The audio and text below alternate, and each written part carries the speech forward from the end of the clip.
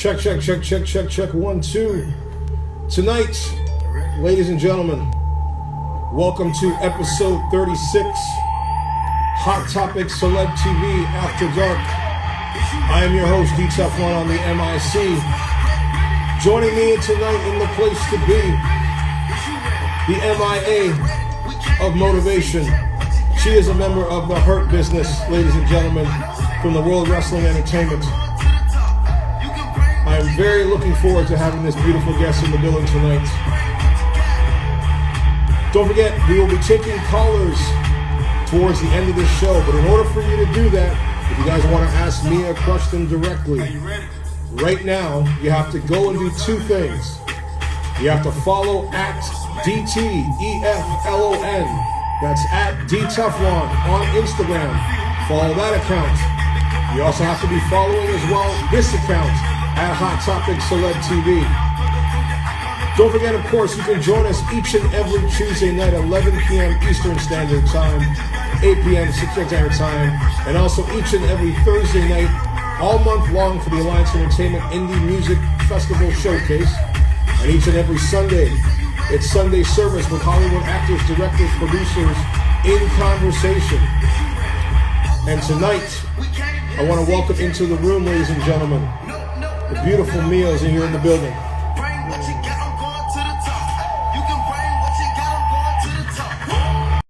Check. 1, 2. Ladies and gentlemen, is he ready? In the building. Are you ready? Are you ready, ladies and gentlemen? Tonight, it is the beautiful, the talented. She is a member of the Hurt Business. She is the Lassie Ladies. She is in the place to be. The MIA to the motivation. She is the one that you love, the one that stands out. Tonight, I am your host, D-TEFLON on the MIC. In the place to be, Miss Mia will be joining us. Welcome. Thank you. How are you? Appreciate you having me. I am so welcome to have you tonight inside the room of Hot Topic Celeb TV. Don't forget, guys, you can also, if you missed this podcast, make sure you hit the link in the bio, click on Hot Topic Celeb TV, subscribe so you never miss an episode each and every week.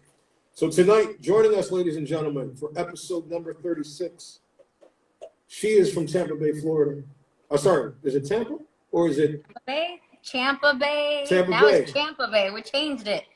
Because we're the official championship title town, baby. Tampa Let's go, Bay, Tampa. baby. Tampa Bay.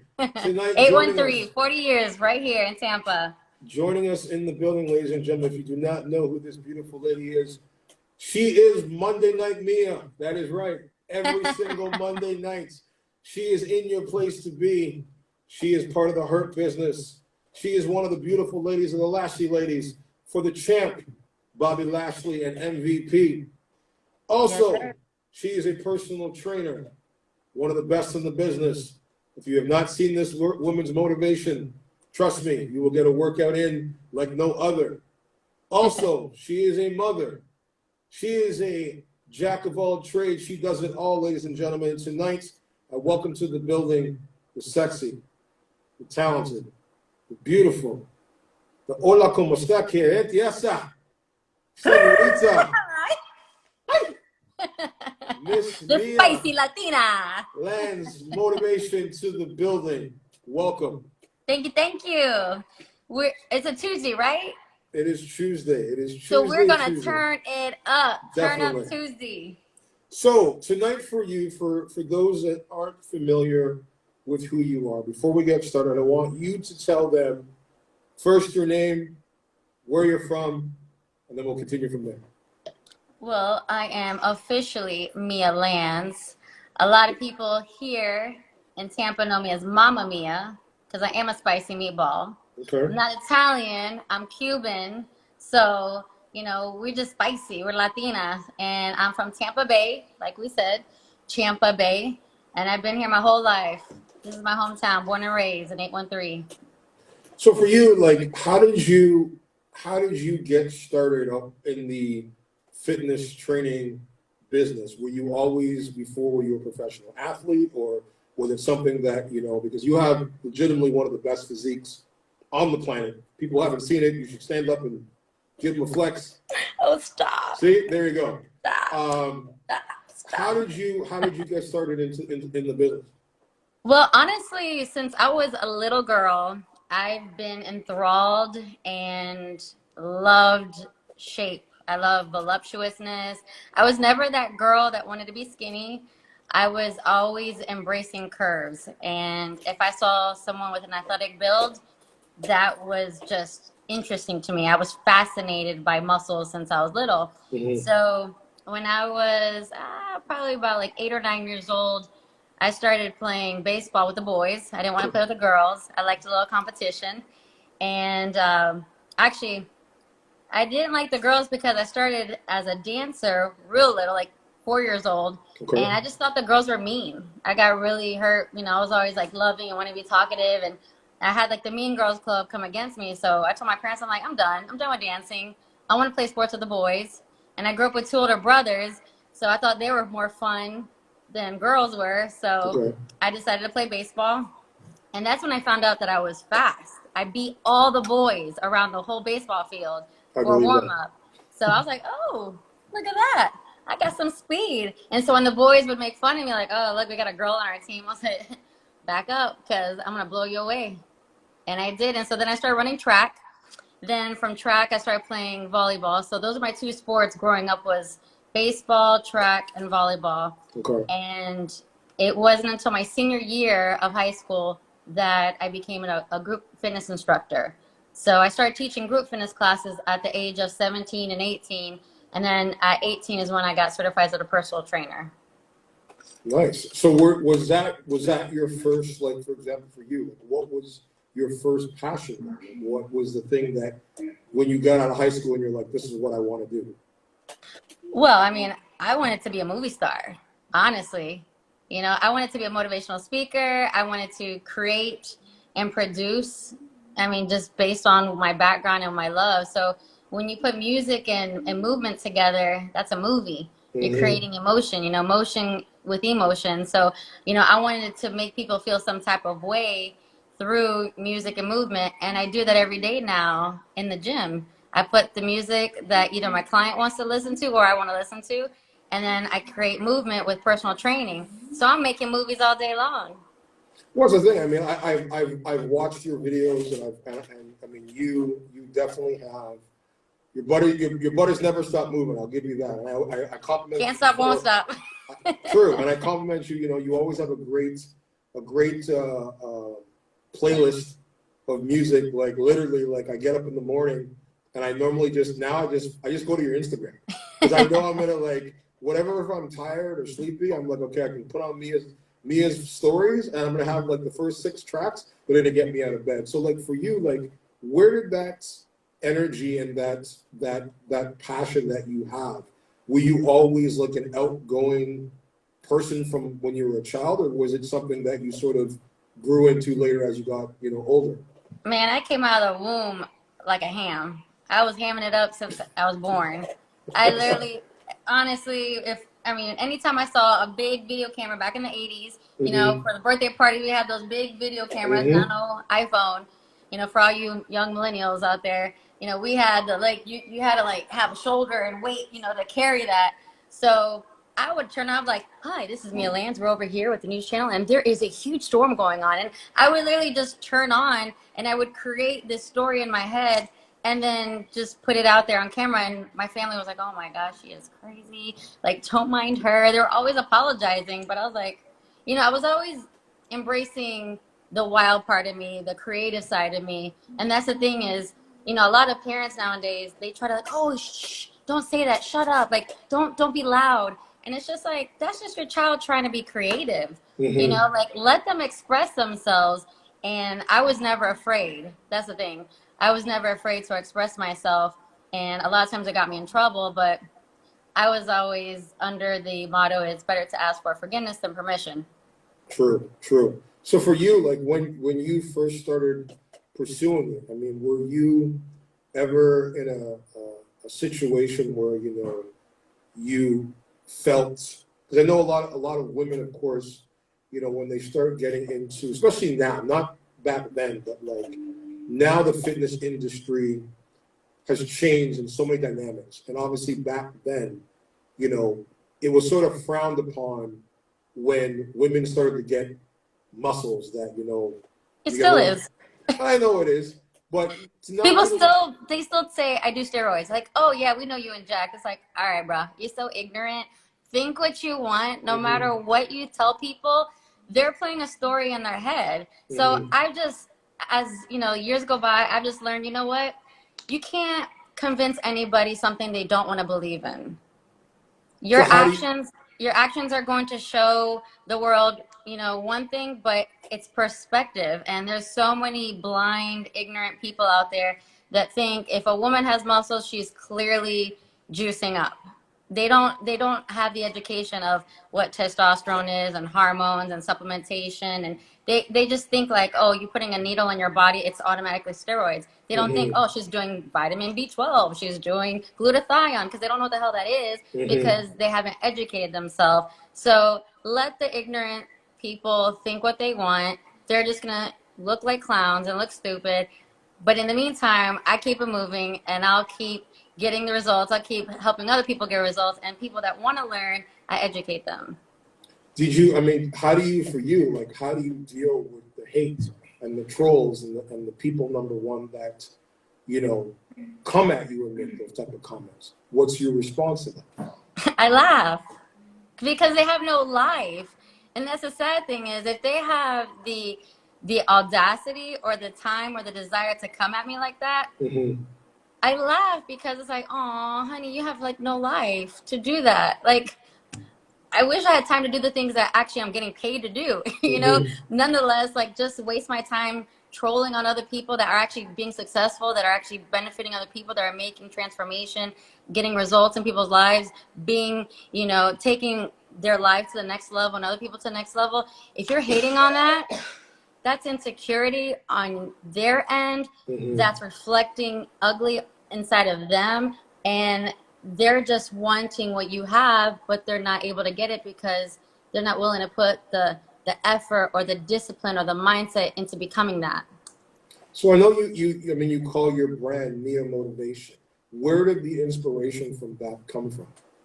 So all in high school, I was always the trusted one. Everyone would always come to me for advice. Okay. For whatever reason, people just felt that they could open up to me and I wouldn't judge them and I would give them good advice. And the word spread, and I became literally like the counselor, you know, the advisor and the mentor, whatever you want to say. But I was always encouraging people. I was always being optimistic and positive and encouraging. So I was a cheerleader without being a cheerleader. So people would always assume like, oh, you were a cheerleader, right? Your body, your legs, you're a cheerleader. Like, no, I'm a cheerleader at spirit, but I was an athlete in the sense of I was cheering on, you know, my fellow teammates or my, you know, anybody that would come my way. I would always, you know, I wanted the best for people. And that's why I can't understand hate. It's like, I'm all about appreciate, but I just can't, I can't wrap my mind around hate because it's ugly. And who wants to be ugly? A lot of people, man. And it's sad. And they covered up with makeup and all this, you know, work. But inside, they're still, you know, no matter what you do on the outside, if you're ugly on the inside, you're going to look ugly on the outside. 100% on that. And that's the thing is that, to me, I think that we, you know, at least back then, the hate was kind of whispered. You know, now it's with social media, it gives everybody a platform to say and give opinions that weren't asked for. So like for you, obviously standing out, you know, because I can tell you're a woman that was never born to blend in. You were born to stand the F out. Yeah. And for you, like, how did you, because obviously, as I said, you being a sex symbol, how did you did you ever have situations, of course, like in relationships, especially number one, being an athlete and being probably, you know, could probably bench the most guys you date. Did you ever have a situation where you dealt with insecure men because of that? Oh, all the time. All the time. But going back, I don't think I answered your question on the motivation aspect. Okay. So one thing that I did research throughout my time as a personal trainer, the one thing that people wanted, and this is what I gathered in a questionnaire, I said, what are you lacking? Number one. And out of the things that they would circle, the majority answered motivation. Okay. Like on a scale of like 100 people, 99 people literally would circle motivation.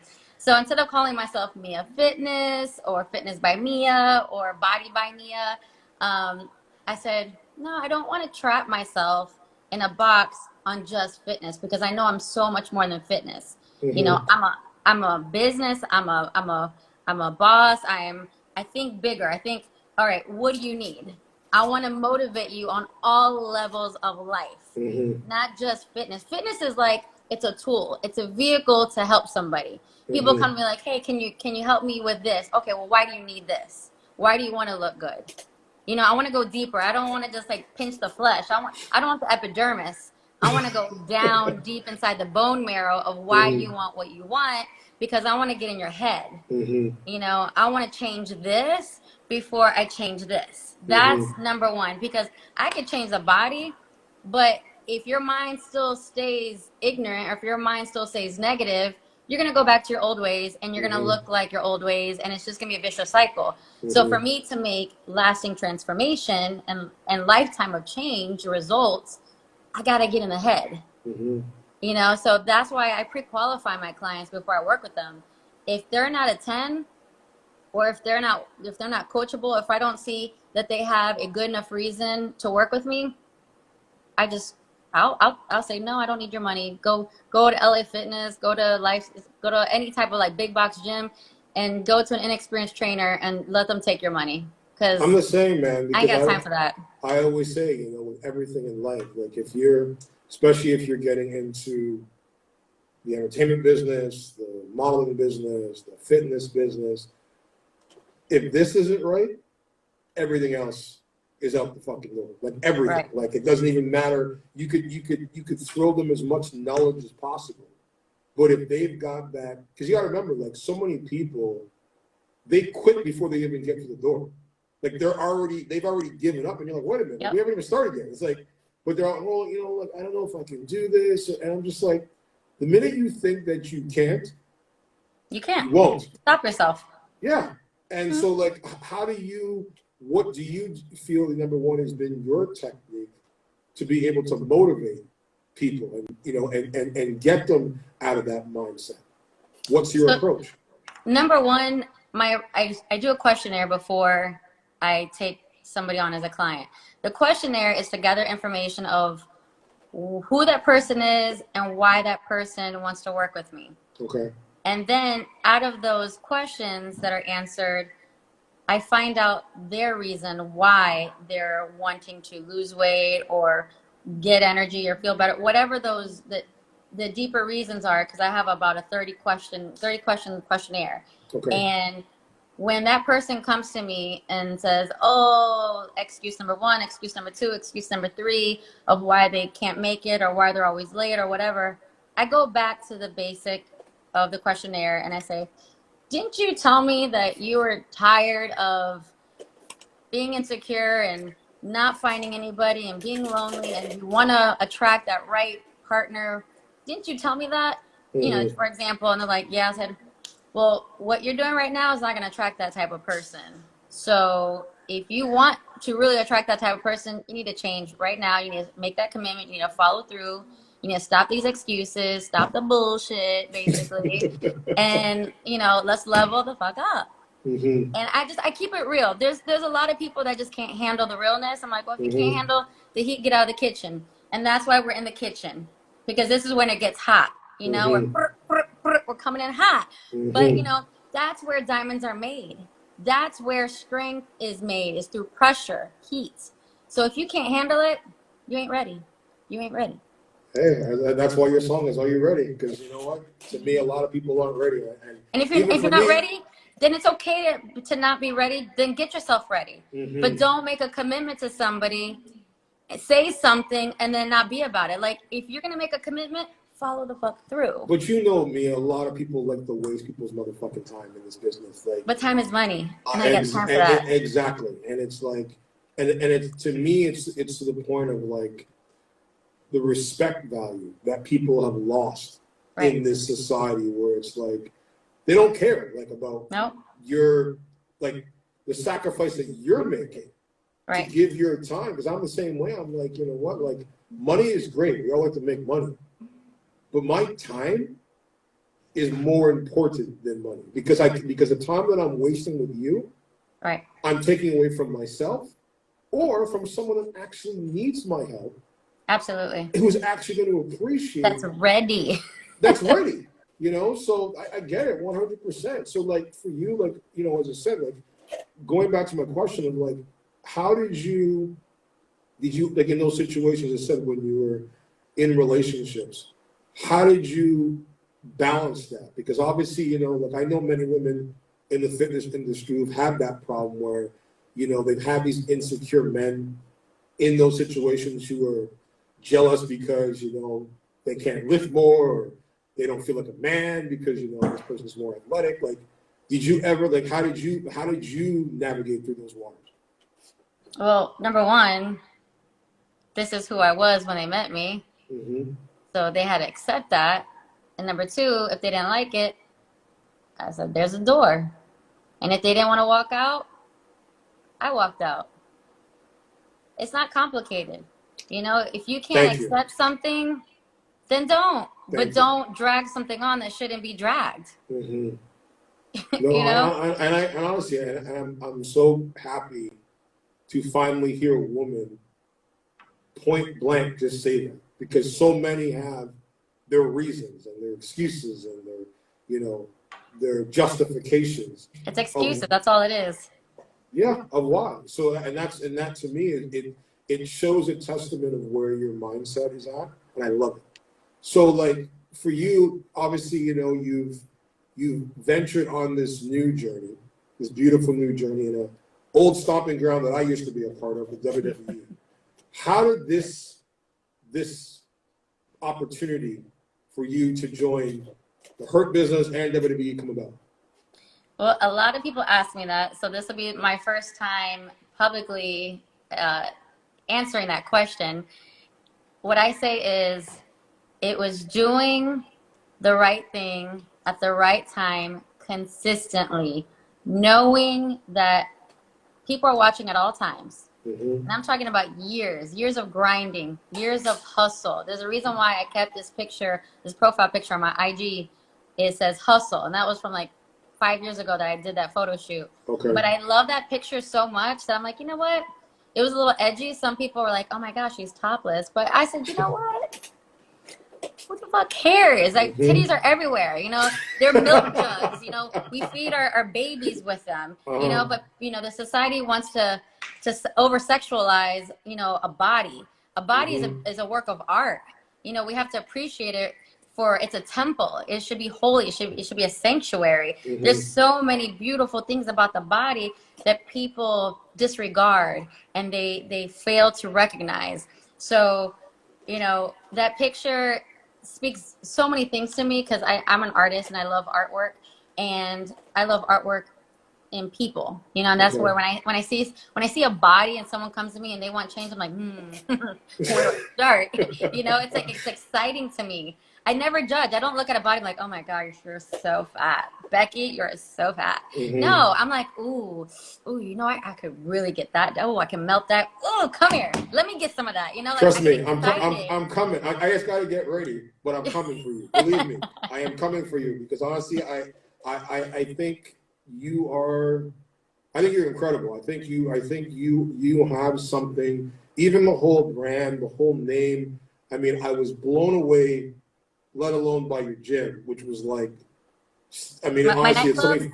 Yeah, your nightclub gym. It was something out of the future, and just, you know, your whole energy. As I said, I'm like, there's something from day one. As I said, the minute you popped up on that screen on WWE, I'm like, this is it.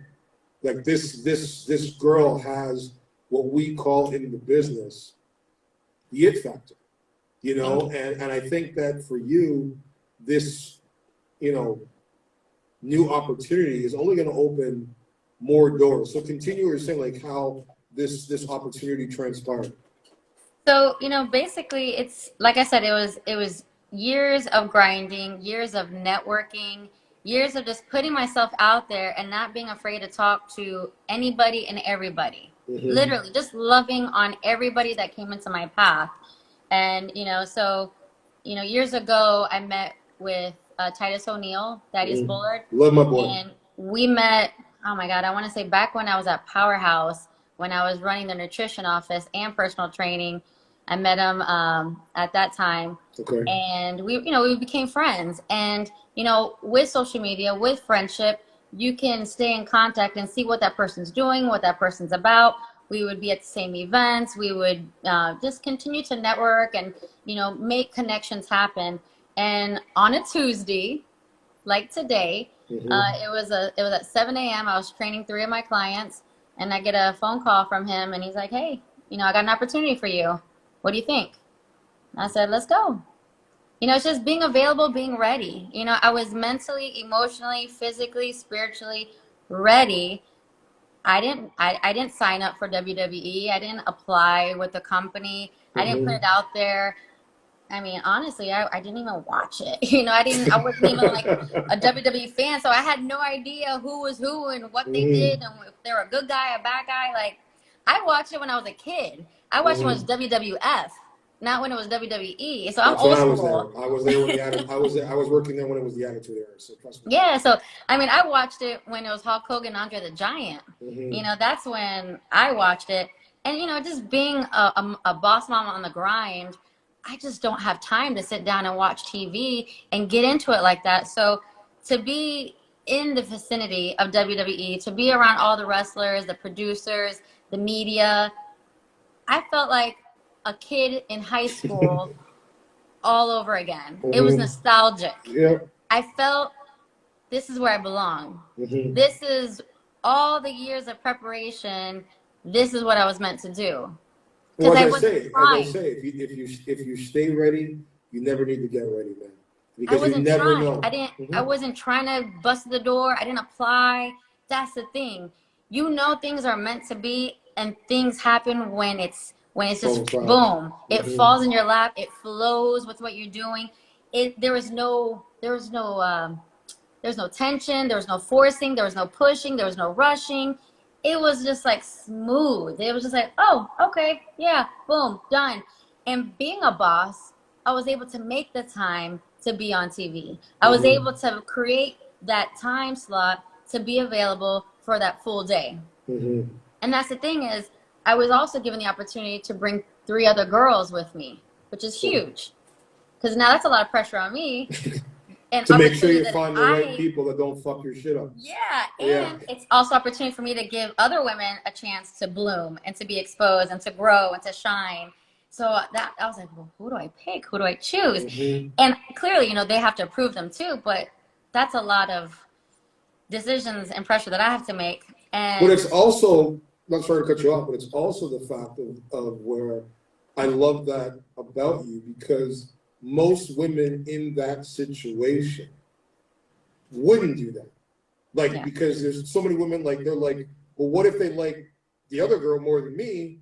Right. And I lose the opportunity, bottom line. And there's, you know, that cattiness. And so, like, did you ever have that cattiness? Well, yeah. I mean, did you ever have that moment of like, I don't know if I really want to give somebody else, like, make that call for somebody else and maybe let somebody else do that? You know, it's crazy. That never even crossed my mind, but it crossed other women's mind that I brought in. And I was like, wow, I brought you in and you're going to feel that way? That's really crazy. Like, and it's crazy how many women were, I had this one that was like bomb, beautiful bombshell. Like, I was like, damn, she's hot. Like, she needs to be seen. And I was so shocked that she was like, well, what type of representation is this going to be? She was asking me all these questions. I'm like, do you understand what kind of opportunity this is? Like, do you really know? Okay, so when Titus called you, did you, like, what was the conversation? Like, did you know what you were going to be doing? before you came into the building? Well, I mean, he gave me this again when he called me. Only one set of girls that went on to do what we did. Okay. You know, so there really wasn't a mold to follow. You know, it was basically one set of girls, and they didn't obviously make it. They didn't come back. So like, well, we can't follow that lead because that clearly didn't work. But it gave us an idea of, okay, this is who Bobby Lashley is. Mm-hmm. This is, you know, we're basically going to be his hype girls, okay. you know, his entourage. Like when you have a celebrity going into VIP, they bring their crew, they bring their VIP squad. Mm-hmm. And, you know, that's what I loved about what they were trying to portray, is that they weren't trying to bring some hoochies in. Mm-hmm. They were trying to bring professional boss women who would represent Bobby Lashley professionally, because that's who he is. He's a professional boss. He's a champion, and he only hangs with that caliber of a crowd. Mm-hmm. So they're very selective on who they wanted to bring in and what type of representation that was, so that it didn't look ratchet or, you know, raunchy, or it didn't look like the whole train back in the day. Yeah, the whole train, right. It was clearly trying to say that was in the 80s. Mm-hmm. Let's keep it there. You know, we're going for a PG focus here. This is Mm-hmm. we want Nickelodeon and Disney to be okay with what we're showing on TV. So it was a sexy classy. You know, you can be classy and sexy without having to show everything. Of course. And that's where, you know, it's that thin line. You know, you can't, you just gotta just balance it out. So like when you first came there and you first, because I mean I remember my first day when I worked there, and the nerves, because it's like, you know, you watch this thing your whole life, and you step in, and I remember like my first day was WrestleMania. Mm-hmm. So it was like 70,000-80,000 people, and I remember like coming out maybe like an hour before the show, and I'm standing there and I'm looking around, and I'm with my late friend Andrew Martin Test, and I'm just like, this is unreal. Like this is like, it's like you stand there and go like, I have, even if it's like a small part, I had a small part of putting this together and being a part of this thing. And obviously for you, like obviously, I mean, it sucks that you didn't get to have that live crowd feeling, but for you, the very first day you stepped on, were your nerves going? Like, what was that experience like when you first walked in there? So I call it energy. Okay. Some people call it, oh, I'm nervous. I say it's your energy. It's being stirred up inside you. Mm-hmm. I look at it as I was excited. You Mm-hmm. know, I wasn't nervous. It was more like I was anticipating this moment. I was anticipating the opportunity. Mm-hmm. Nervous is when you're unsure about how you're going to perform. Mm-hmm. I'm confident in my ability to perform because I just flow. I'm just me. I'm not trying to be anybody else but me. Mm-hmm. So if somebody's 100% and they're just being themselves, why be nervous? Mm-hmm. Unless you're trying to be someone that you're not. Mm-hmm. You know, then you're just putting on a front, and you really do got to be nervous because you're going to blow your cover yourself if you're not performing like the person that you're trying to be like, a wannabe. Mm-hmm. So I don't get nervous just because, like, this is who I am all day, every day, no matter if I'm in a limelight, if I'm in front of a camera, if I'm in front of a client, if I'm in front of my kids, you know, which I have my youngest son here with me, Samuel. He's 8 years old. He wanted to come in and say hi real quick. Hi, Samuel. Hi, buddy. So, you know, this is who I am. Like, we turn up at all times. You know, in the house we turn up, outside the house we turn up. And, you know, they're not embarrassed or ashamed of their mom turning up. They just turn up with me because we have fun. You know, and that's the one thing I want my kids to know as a mom is mom works hard, but mom's going to play harder. How did they, I mean, obviously now you got the cool mom points, but how did they feel the first time they saw you on TV? Did they know that it was a big deal? Samuel, how did you feel the first time you saw me on TV? Good. You said good.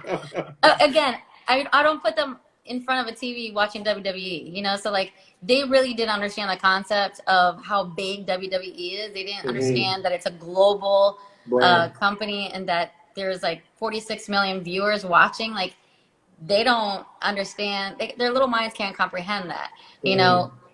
But I think that as they get older and they see, they're like, oh, they'll appreciate it as they get older. But, you know, it's not like they could come with me and see the live crowd and understand the magnitude of it. That would have been a different experience. So when you first came there, did you know it was going to be a long run, or did you know that it was like, okay, it's almost like an audition? I thought it, according to what was told to me, they wanted rotating faces. Okay. They didn't, I thought it was going to be like a one and done situation. So I figured, okay, I'll do my part. I'll bring in 3 girls. If they like one better than me, cool. More power. If something's meant to be for you, it's going to be there. If it's not, then don't get mad. It's just not going to happen. Next. My favorite word is, okay, next. When a door closes, okay, next. Cool. Keep it moving. Just don't stop. Just because the door closes, I'm not going to look at that damn door like, okay, like, why did you close that door on me?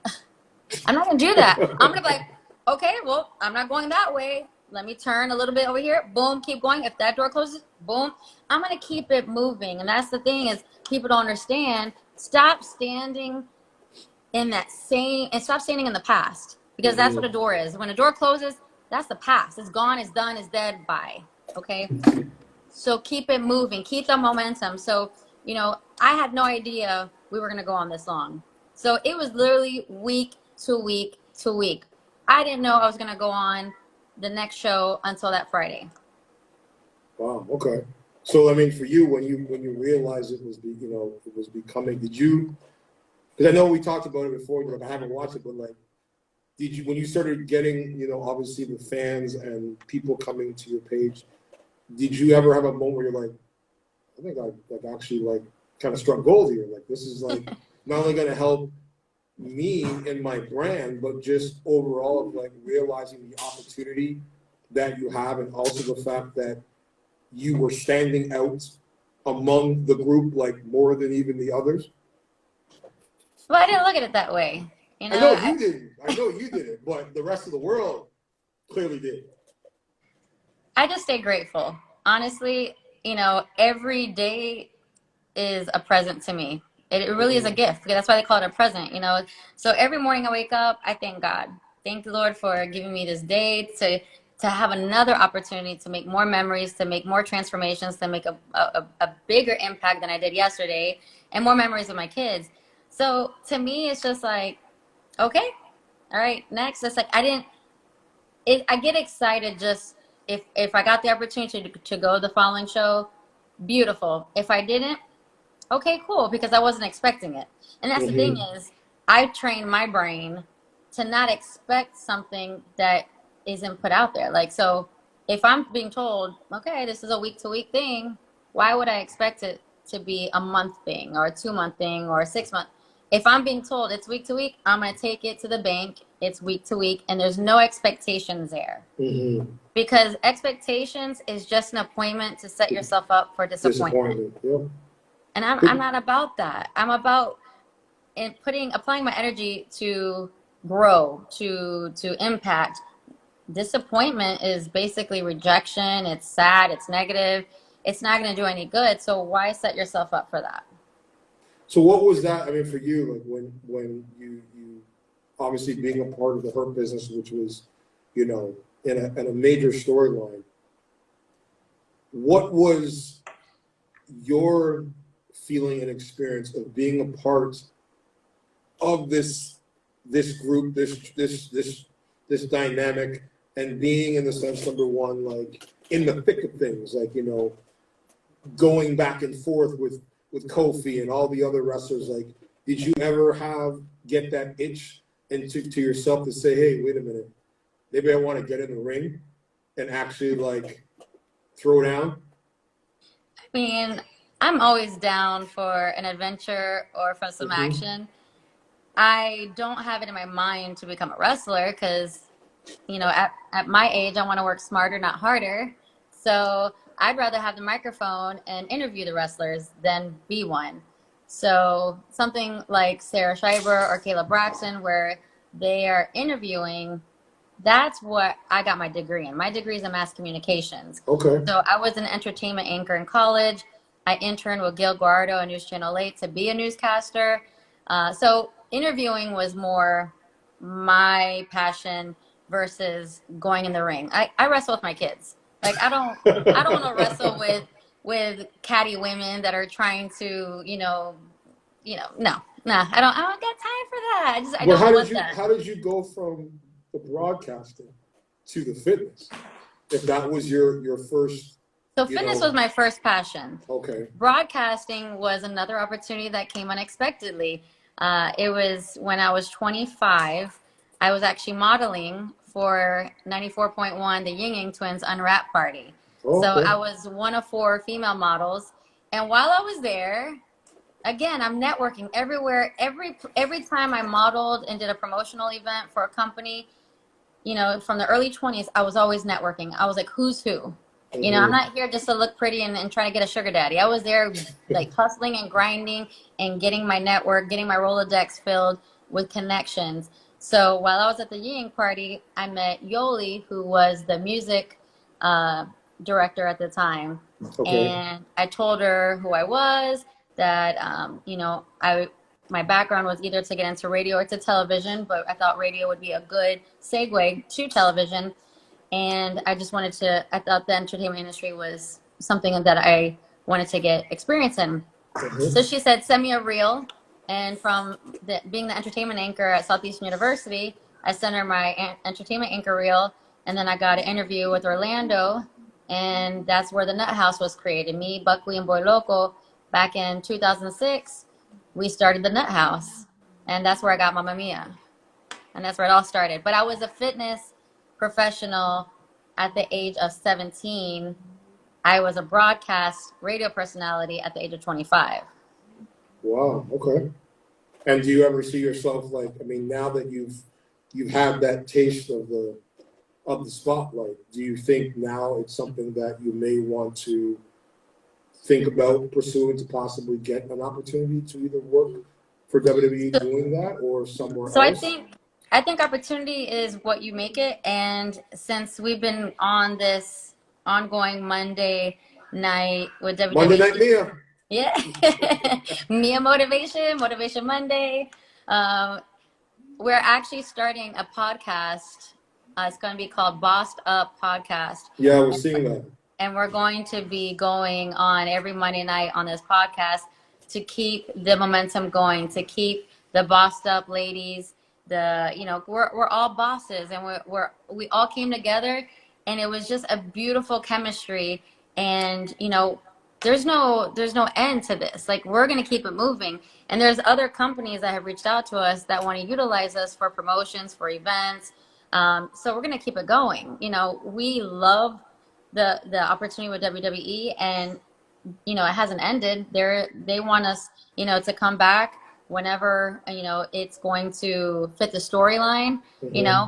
Everything changes. That's the thing, is people don't understand.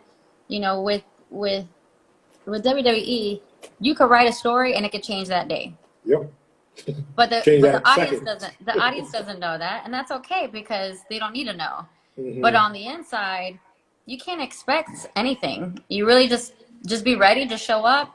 You may show out, you may not. So that's the thing, is we're open to opportunities that fit what we're representing, where we're moving, where we're going.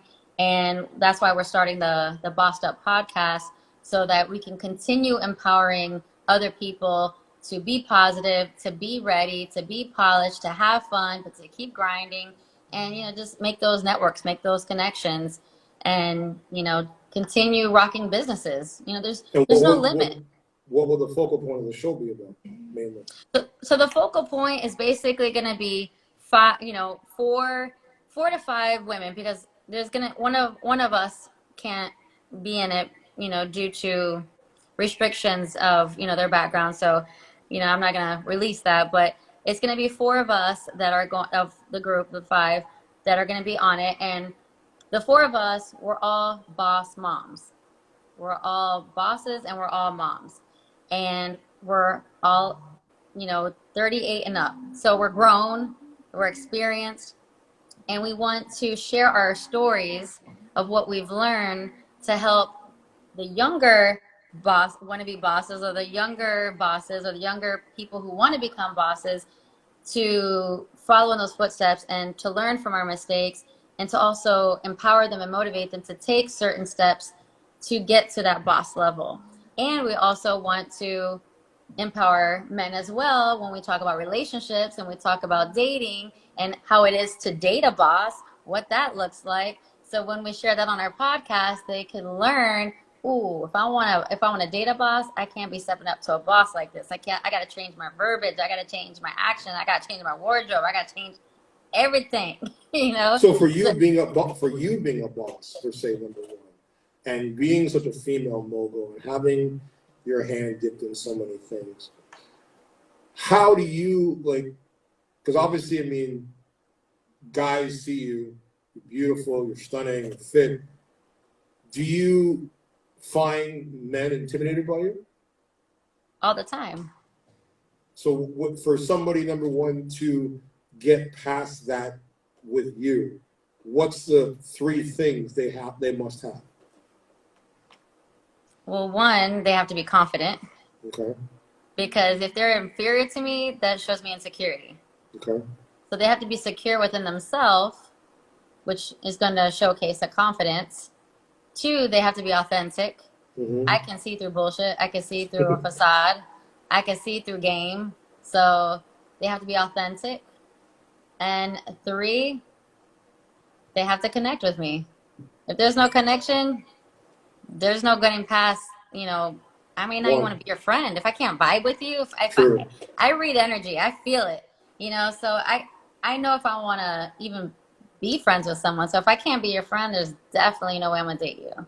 Well, your energy is infectious, man. And honestly, I really wish that there was more people in this world like you that bring such a beautiful, positive, because as I said, like, I mean, literally, me and motivation, it couldn't have been a better 2 words to come together, because it's your whole presence. Like, everything you do, from your workout outfits to your music to your vibe to your looks to your hair to your style, like, everything is just a big brand of itself. So, like, for you, what's next now? Like, now that you've had, you know, you're going to do the podcast, and, you know, you've had this great opportunity with WWE.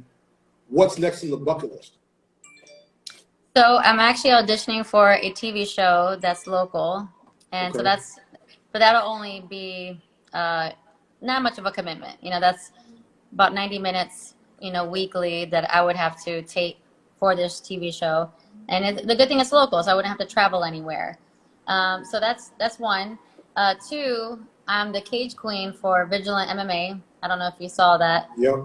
But Vigilant MMA, they're about professionalism, being vigilant, you know, working with kids, working with just good fighters. And, you know, they cut out the bullshit. They really put on a good show.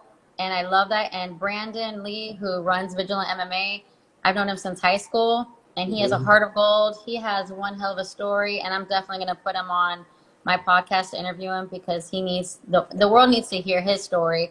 And I love to support local. I love to back up people who have a good heart and who have a story, and who are, you know, he's basically living his life vicariously through the fighters because of his tragedy. So he's using his tragedy to becoming triumphant and helping others to become triumphant. So I love that. And when he proposed being a ring girl, I looked at him sideways like, honey, I'm 40. Like, I don't want to be up in a ring showing my body around a bunch of 20-year-old girls. Like, if I'm going to be in a ring, it's just going to be me.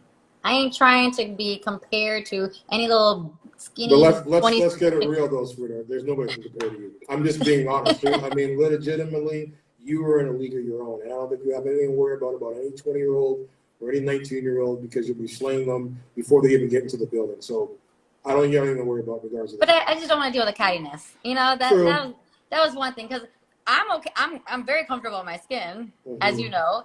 It's just other girls comparing themselves younger. They're always the younger ones. So I'll stay on that subject. So, like, obviously you being a mother, and I brought this topic up before with other people, where you being a mother, you being a sex symbol, it also being a part of your job. And obviously, you know, like when, you know, women a lot per se have kids, either A, they let themselves go, or B, you get the other catty women that say, oh, you have kids. You shouldn't be wearing something like that and posting something like that. Have you ever had to deal with that type of situation, and how did you deal with it? Oh, all the time. But they've learned to stay in their lane. Who are they to input that type of opinion when those opinions don't pay my bills? Well, do you ever feel though, like, because I mean, there's always been this thing that women go through, and it's even, you know, in retrospect, even in wrestling. One of my very good friends, Mickey James, you know, who is your age as well, beautiful, probably the best wrestler to ever live, female-wise, and you know, she was put into a lot of storylines throughout her career of being old, because obviously they look at in the wrestling business, like when you reach 30, it's old, and women have this always this thing to deal with of, you know, of the stereotype, like whether it's in the film industry or TV, you know, once you reach a certain cap, and then it comes to the point of like women who are over the age of 40, who have kids, where you get people who make those statements of like, you shouldn't do this and you shouldn't do that. So I ask you, do you ever feel that, one, there's a double standard when it comes to men and women in the business? And second, do you feel that there should be an age limit on a woman being sexy? Absolutely not. No. I mean, if anything, you should be sexier as you get older. You should be sexier. I mean, the more you know, the better you should be. I mean, I'm 40 now, but when I'm 50, I better be looking better than I do now. I'm just saying, J-Lo, goals. When she rocked that pole at 50 years old, I was like, yes, queen, yes. Let me be motivated, because everybody needs motivation. And that motivated me. I mean, I not once looked at J-Lo in that film and said, oh, I can't believe she is stripping. I can't believe she is going up and down that pole. I'd be like, hell yeah, if I look like that, I'd be going up and down that pole too. My God. And it's a movie. It's not like she's a real stripper anyways. You know, but it's like, who are people to judge? You know what? Why do you think they judge? Because their own insecurities. That's why they judge. They're not comfortable in their own skin. Number one, they're not secure in themselves. Number one. So when you're not secure in yourself, you're judging other people. Because clearly you're judging yourself because you're insecure and you're not looking at yourself with respect. So if you're not respecting yourself, you're not going to respect other people. Period. But do you think there should be do you think that with the double standard in entertainment and sports, that it should be changed? Like, it shouldn't be about your age. Like, if you still got it, you still got it. Absolutely. Absolutely. But unfortunately, society utilizes the younger age. But what I love about WWE, they didn't do that. They chose the older demographic of females that instead of the 20-year-olds. If you looked at the first week, those girls were crazy young. They were mad young. I'll have to go back and look at it. And then you see the women that they chose to continue. We're all, you know, four of us are in or three of us are in our 40s. Two of them were in their 30s. Well, I think continue. But the first set of girls, the first week, they were clearly in their 20s. Well, I think because, I mean, when you look at and I think, honestly, if the Hurt business had stayed intact the way that it was, it might have been a mix of a combo of the 20-year-olds and the 40-year-olds, because Cedric Alexander being younger and that demographic. And then, but I think with you guys, it fit the mold better due to the sophistication of the way that not only MVP presents himself, right, but just with Bobby and everything else, that you wouldn't see them with somebody of that lower class.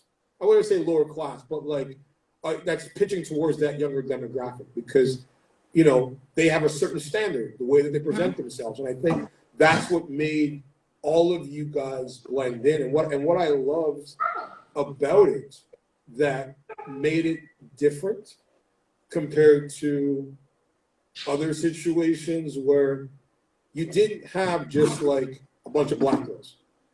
You had like a combination of like you, Latina, black, white, this whole, you know, mix of Diversity. flavors, a diversity. And I think that, to me, I give the hats off to WWE for doing that, for because it's like, you know what, somebody who sees, even too, and I think, you know, what you guys have been able to do for you women, hope for the women that did tune in, who were moms that were fans watching, that were like, hey, I got kids. I'm over 40. Right. I can do that shit. Right. Like I could do, because a lot of people, you know, they think in their mindset that like after they reach 40 or after like they game over. have kids, it's like life over, game over. Like let me stop pursuing my dreams because I'm now 40. It's like, no, your dreams can actually come true after 40. There's people that find love after 40. That's the thing, is people limit themselves right here.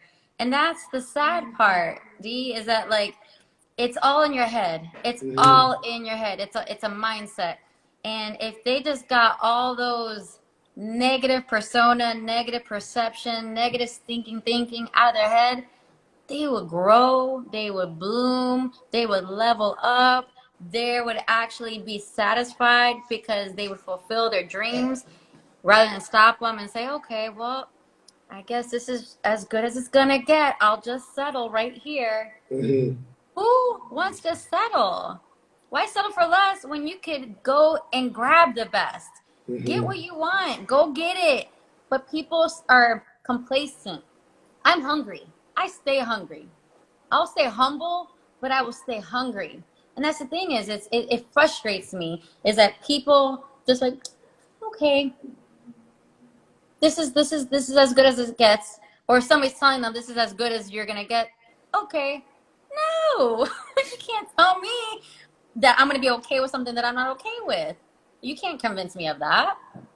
That's the thing. Honestly, with you, every time you open your mouth, it's like I'm talking to myself.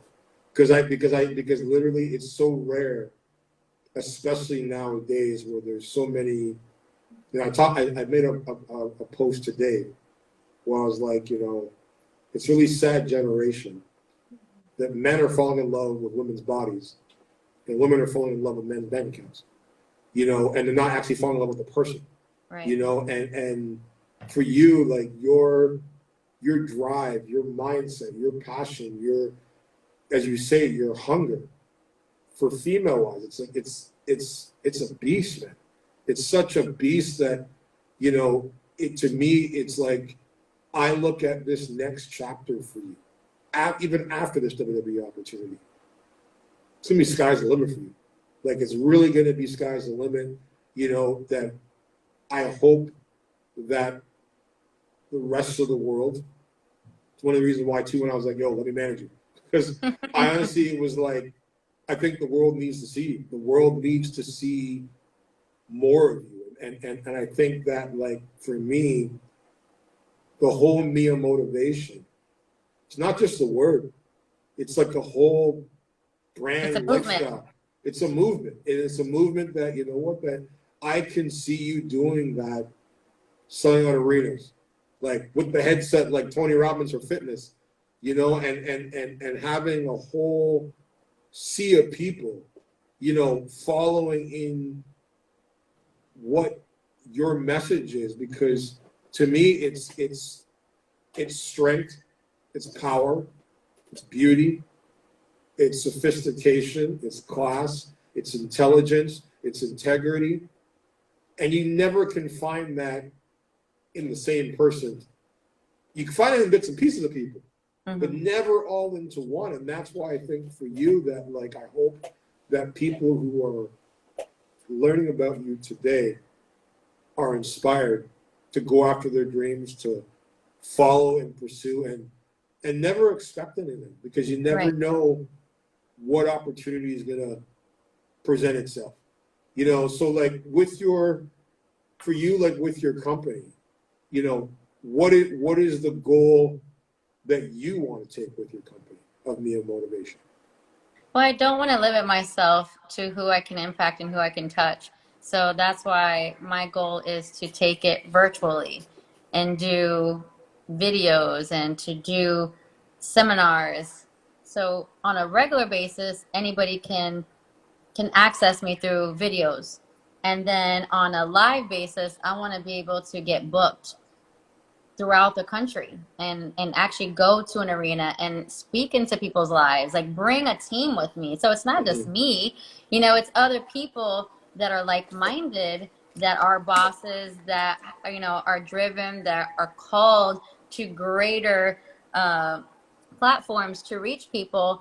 I want to bring that because that's going to be just a force, like a thunderstorm to just strike people in an electric way, to just get them charged up to level up in their life, you know. So I want to do that with a team, you know. And I actually teamed up with NSPN, and I met him through Vigilant. So with Vigilant MMA, through NSPN, you know, we're all coming together like a trifecta, and we have all these things that we're brainstorming locally that we're going to do through the sports industry, you know. So even through the fighting, through the boxing, through the MMA, through sports arenas, like. So right there, you know, I'm going to continue in that avenue with the sports, with NSPN and Vigilant. And we're brainstorming a whole bunch of ideas. So definitely stay tuned because we're going to be talking about that on the Boss Up podcast as well. And I'm definitely going to be keeping you updated on what we're going to be doing because there's a lot of big things to come. And I'm like super excited. Can't share it yet, you know, because it's not, you know, it's not solid. But once it gets concrete, we're definitely gonna, you know, I'll definitely share it. Let me know, please, and I'll get the word out for you. Anything you need from me, you got, you know. So like when you plan to launch the podcast? So next week. Okay. So for you, like, you know, being, as I said, having this WWE experience, what would you say for you in your time there so far has been a highlight or a memory that stands out for you of like a memorable moment? Oh my gosh, there's so many. I mean, just the moment walking in, like literally where we were to go to our room, we had to go through the cafeteria, and that's where all catering. Basically, that's where all the catering. That's where all the talent is, and you just see them all like stop and turn and look at us like we're freshmen in high school coming in for the first time, you know. So you got the sophomores, juniors, and seniors, all the wrestlers. You got, you know, even Ric Flair's there. You got the producers, media. You have everybody there. So they're family. They're established. Again, they're sophomores, juniors, and seniors, and here we are just strolling in with our little carry on, our carry on and our dress in hand. And they're just looking at us, you know, and, you know, they're checking us out like, all right, here's a freshman coming through. Let's see if they're going to stay. Let's see if they're going to go, you know.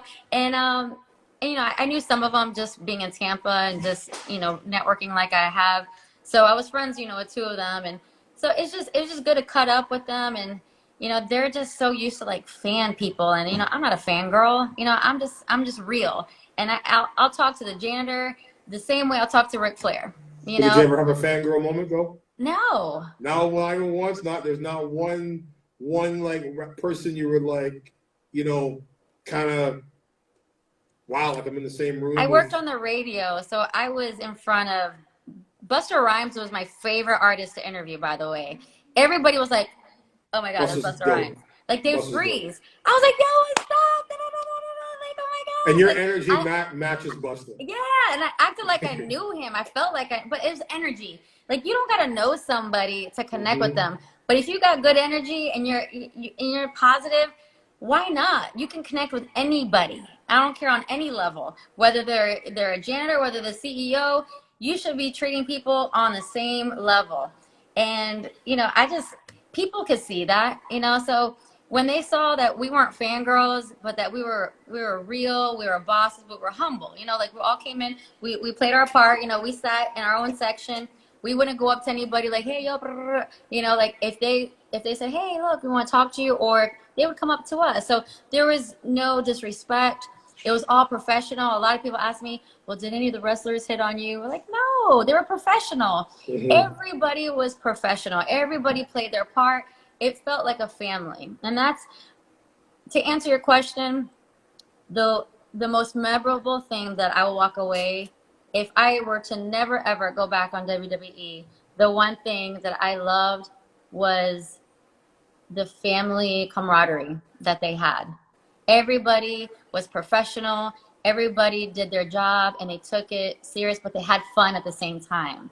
You know, it wasn't like a strict corporate, you know, stiff feeling where like, oh my God, but it was just like professional fun, family. Well, Those are like the 3 words that I could say: professional, fun, and family oriented. And it just made the experience for all of us ladies to enjoy those moments and to say, wow, we experienced that. And we're all so grateful. We bonded in such a beautiful way that we want to keep meeting each other weekly. And we all have businesses that we refer, you know, our people to. So we want to like support each other's businesses through referrals and, you know, by us doing, taking those services as well. So it's been an amazing ride. That's how I look at life. It's a journey.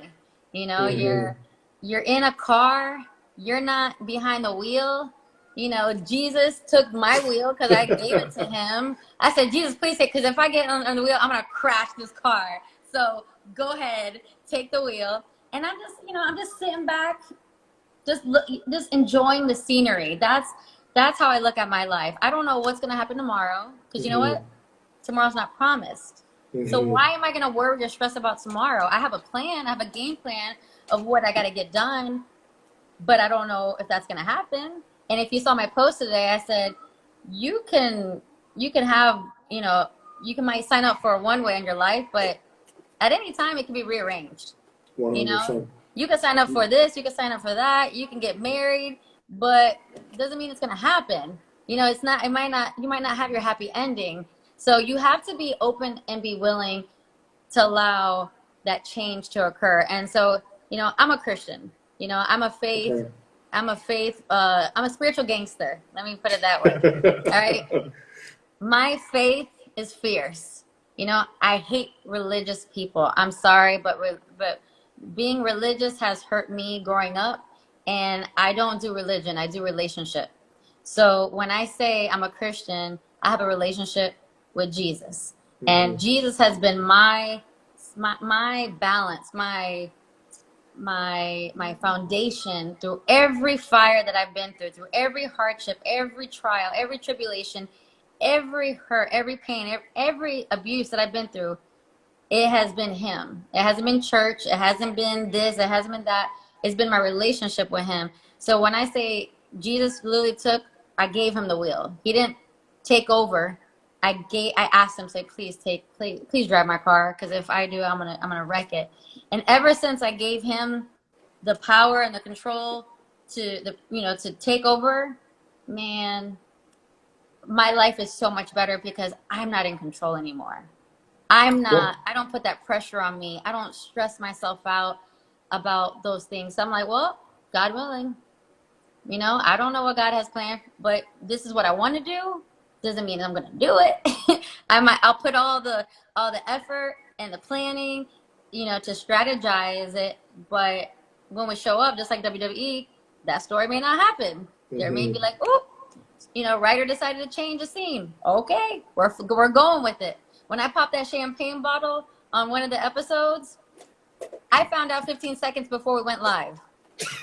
Okay, so that was a scary, exciting feeling. I was like, sorry, my battery was going low. So it's just that to me, I love those moments. Oh, can you hear me? Yeah, you want to plug it in? Oh no, it's good. You sure? I wait. I'll wait. You want to plug it in? I don't want to get cut off. Yeah.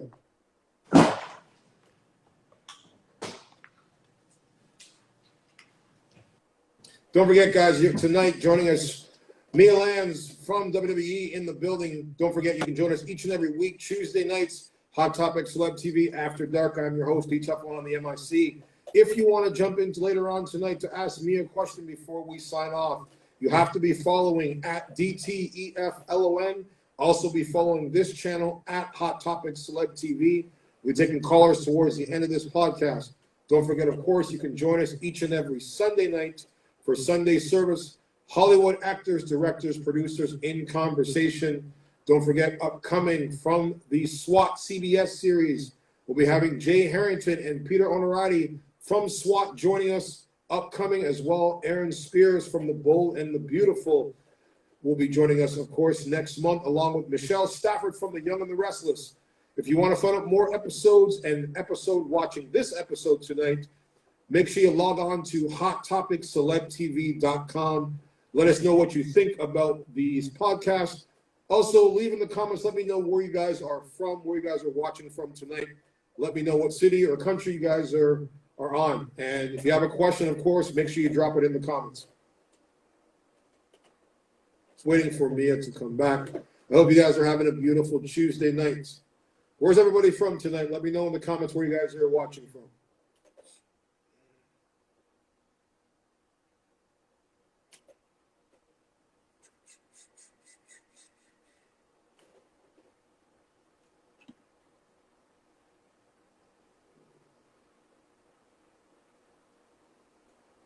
Where did she go?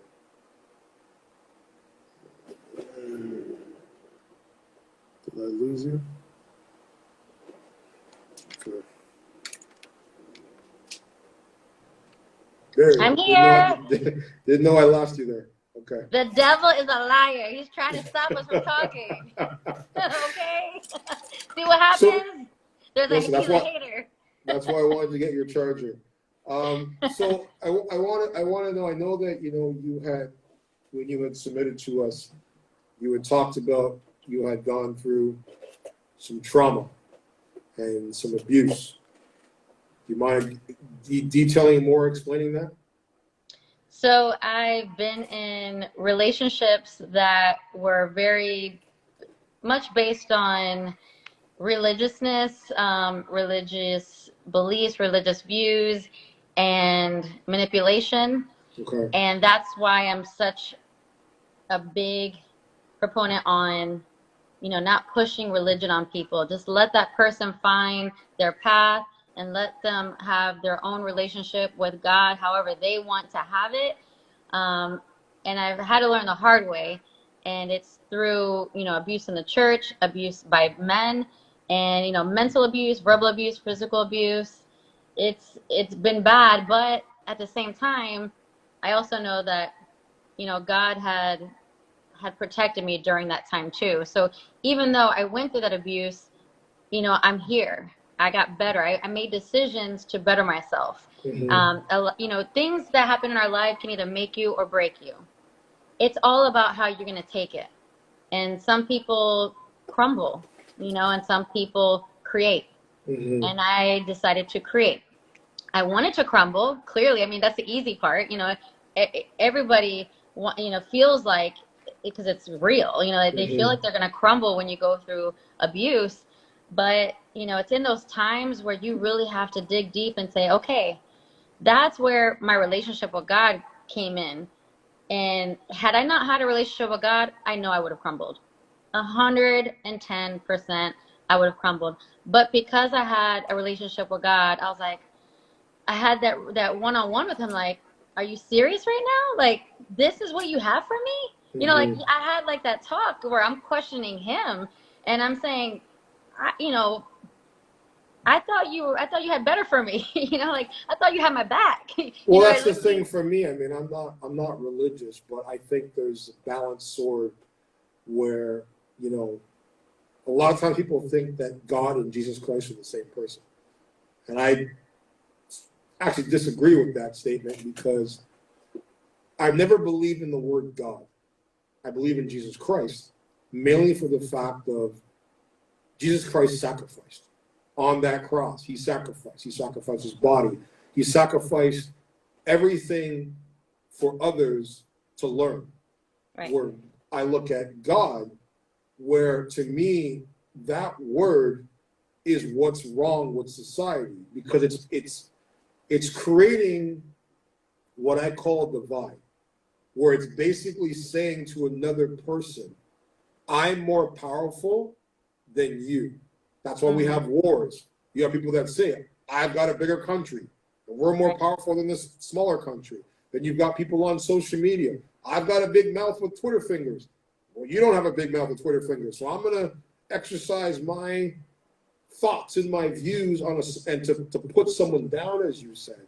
And that's why I look at the fact that we need to get away from that word God and more higher power, in the sense that it is a higher power that is unknown. But to me, the way I look at it, the same way where you said, you know, you needed to go through those things, just like I've gone through my things, to come out the other side. And that's where I look at Mia has that inner quote unquote Teflon in her, because as you said, a lesser person going through those situations would have broken. The same with me, with my personal struggles, things that I've gone through. People ask me, where did Teflon come from? Think about it. Because if you knew my story, and then once they do hear my story, they're like, I get it now. I get why you have an acronym of that name.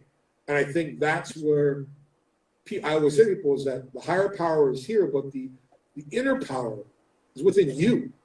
Like, you decide when you're defeated. You decide when you quit. You decide what you take. And it's like, yes, because if you're constantly, as you said, like, you're asking those questions to quote unquote God, why are these things happening? Like, I thought you had better for me. You're never going to get those answers because they're constantly going to be certain. And I think that's sort of the same thing that I look at when it comes to whether it's religion or politics or whatever, where people use the word faith. I've got faith. And that's another word I've said I don't really believe in either, because I'm like, faith is like hope. It's a word that is there to give people something to fight for. But it's like a goalpost. You're never really going to get there. It's like, because if we had a hope together, there'd be no war, there'd be no hate, there'd be no like killings and all the shit that we deal with in society. There would be more love. And I think that where the love comes from, in the sense of the inner power, because you got to remember, the only way to fix those things that you talked about, those internal things, those pains, those struggles, those sacrifices that you've gone through with that trauma, correct me if I'm wrong, is it not self-love? Well, actually, God is love. And that's where I had to learn self-love. But it was through my relationship, you know, with God. And so God sent his one and only son, Jesus, to this earth. So that's where, you know, the divine Trinity comes in, you know, and the inner part of us, you know, we have a spirit, right? We all have a spirit. So you got God, you got Jesus Christ, and you got the Holy Spirit, you know, whether you want to accept it or not. But that's where when people say, oh, my gut told me this or my gut told me that, actually, that's your spirit talking. And if you're not aware that you have a spirit, and or it could be gas. that too, yeah. Depends what you ate. That you definitely want to get exercise out of your body. Well, so you were saying before, like, you know, in your relationships where it was like, you know, it was pushed on the religion. Was that someone pushing it on you, or you pushing it on somebody else? No, it was actually more pressure from the outside. You know, it wasn't the person. The person inside the relationship, they were more of narcissists, you know, manipulation, controlling. And when you're insecure and you're not sure of yourself, then you become a victim to that narcissism. And so that's where I love to help. And men are victims of it too. You know, there's narcissistic women out there just as much as there's narcissistic men. You know, and a lot of women, you know, say, oh, you know, these men are so narcissistic. Like, well, honey, you know, there's a lot of women out there that are narcissistic that men become victims, and that's not talked about. So I'm all about exposing all narcissism on Same. all levels. So, you know, I'm a woman that embraces, you know, yes, women can be that too. You know, I'm not all about like, hey, women power, you know, we're not bad. No, you know, it's sad to say, but there's a lot of catty women that use their power of the, you know, yeah, you know, to manipulate, control, rob, steal, kill, and to feel, you know, like, all right, now I'm in control. And it's so sad, you know, because there's a lot of good men out there that are being torn into pieces, eaten alive by this narcissism, and it has to stop. It has to be exposed. So in order for it to stop, it has to be exposed. And, you know, that's one thing that I will definitely talk about all day, every day is, you know, ego, pride, narcissism. Like, y'all need to sit down, humble yourself, shut up, sit down, like, like, well, that's the recognize. thing. That's the thing. A lot of, I mean, I find it more per se in your industry of fitness of narcissists, because I mean, I've never met a fitness chick ever in my life. I was with one for a long time, where they come from these relationships, these narcissistic, controlling, you know, bodybuilding and I'm just like, I've never known anyone that's been in the business that actually had a good one, like that said, hey, my relationship. And then the problem is, what I find now in the industry, and I want to ask you this question because you've been in it for a long time. You know, over the last 10 years, there's been this influxation of fitness models. And to me, it's not even fitness model. I look at it as fitness moms that are in these relationships you're talking about, these narcissistic relationships, these broken relationships, the relationships where they're being neglected.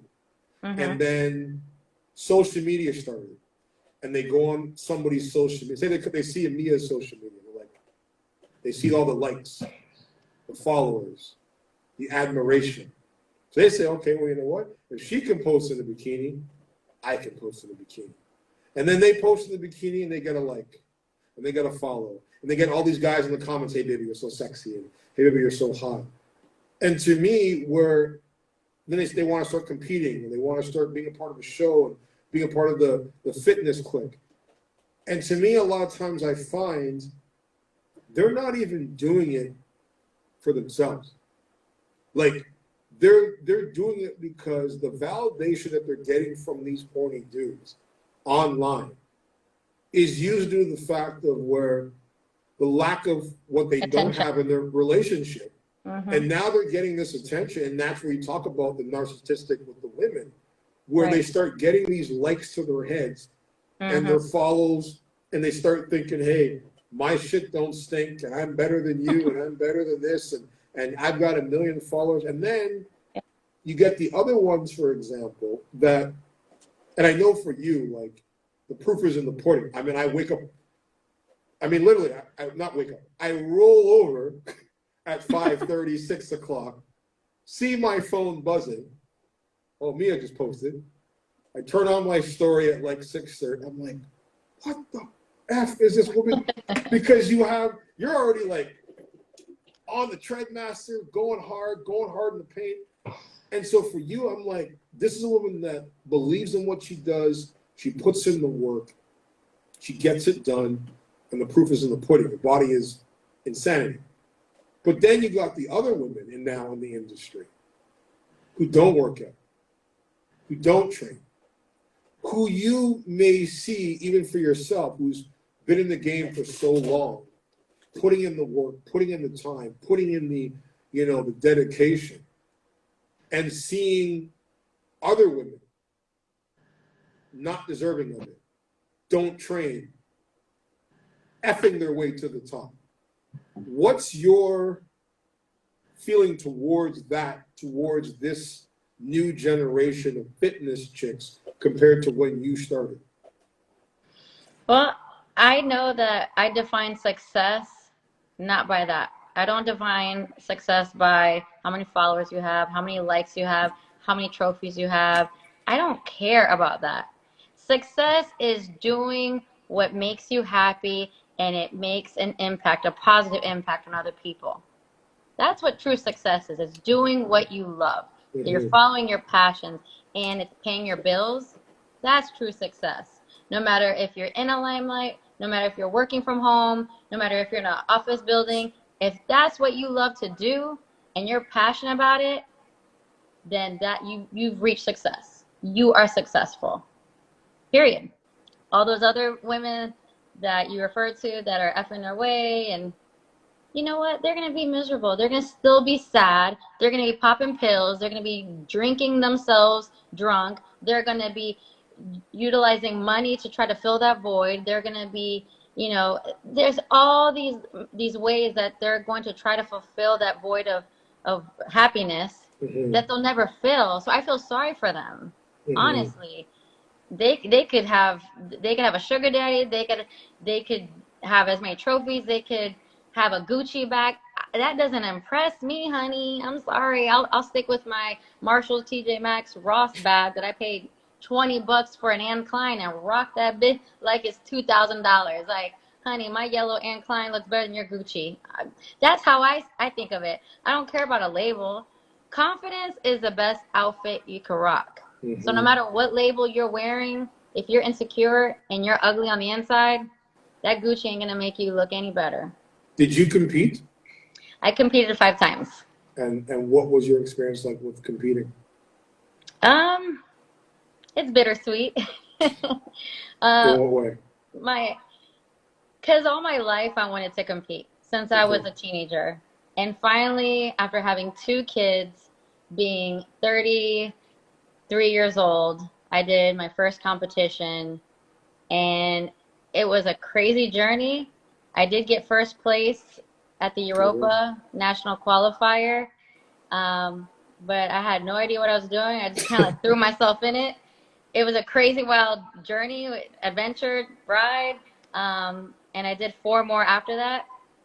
But what's sad about that industry is just another business that takes advantage of women who want to feel better about themselves, who want to reach the next level, so they have to spend all this money, all this bling, you have to get a coach, you have to get a bikini, you have to buy this membership card, you have to be on this diet. That all means nothing. It's money, money, money, money, money, and you don't make any money from it. So it's these unrealistic dreams and goals that, you know, oh, if you do these competitions, if you get a pro card, man, I've met so many bodybuilders, so many people in the fitness industry that they've wasted their life savings. Well, that's what I'm saying. This is what I teach my clients, like, who are trying to cross over. And I'm like, you have a choice. You can be a model, or you can be a brand. You want to be a model, go be a booth bitch at fucking the Arnold's. You know, go stand there for $100 for 12 hours.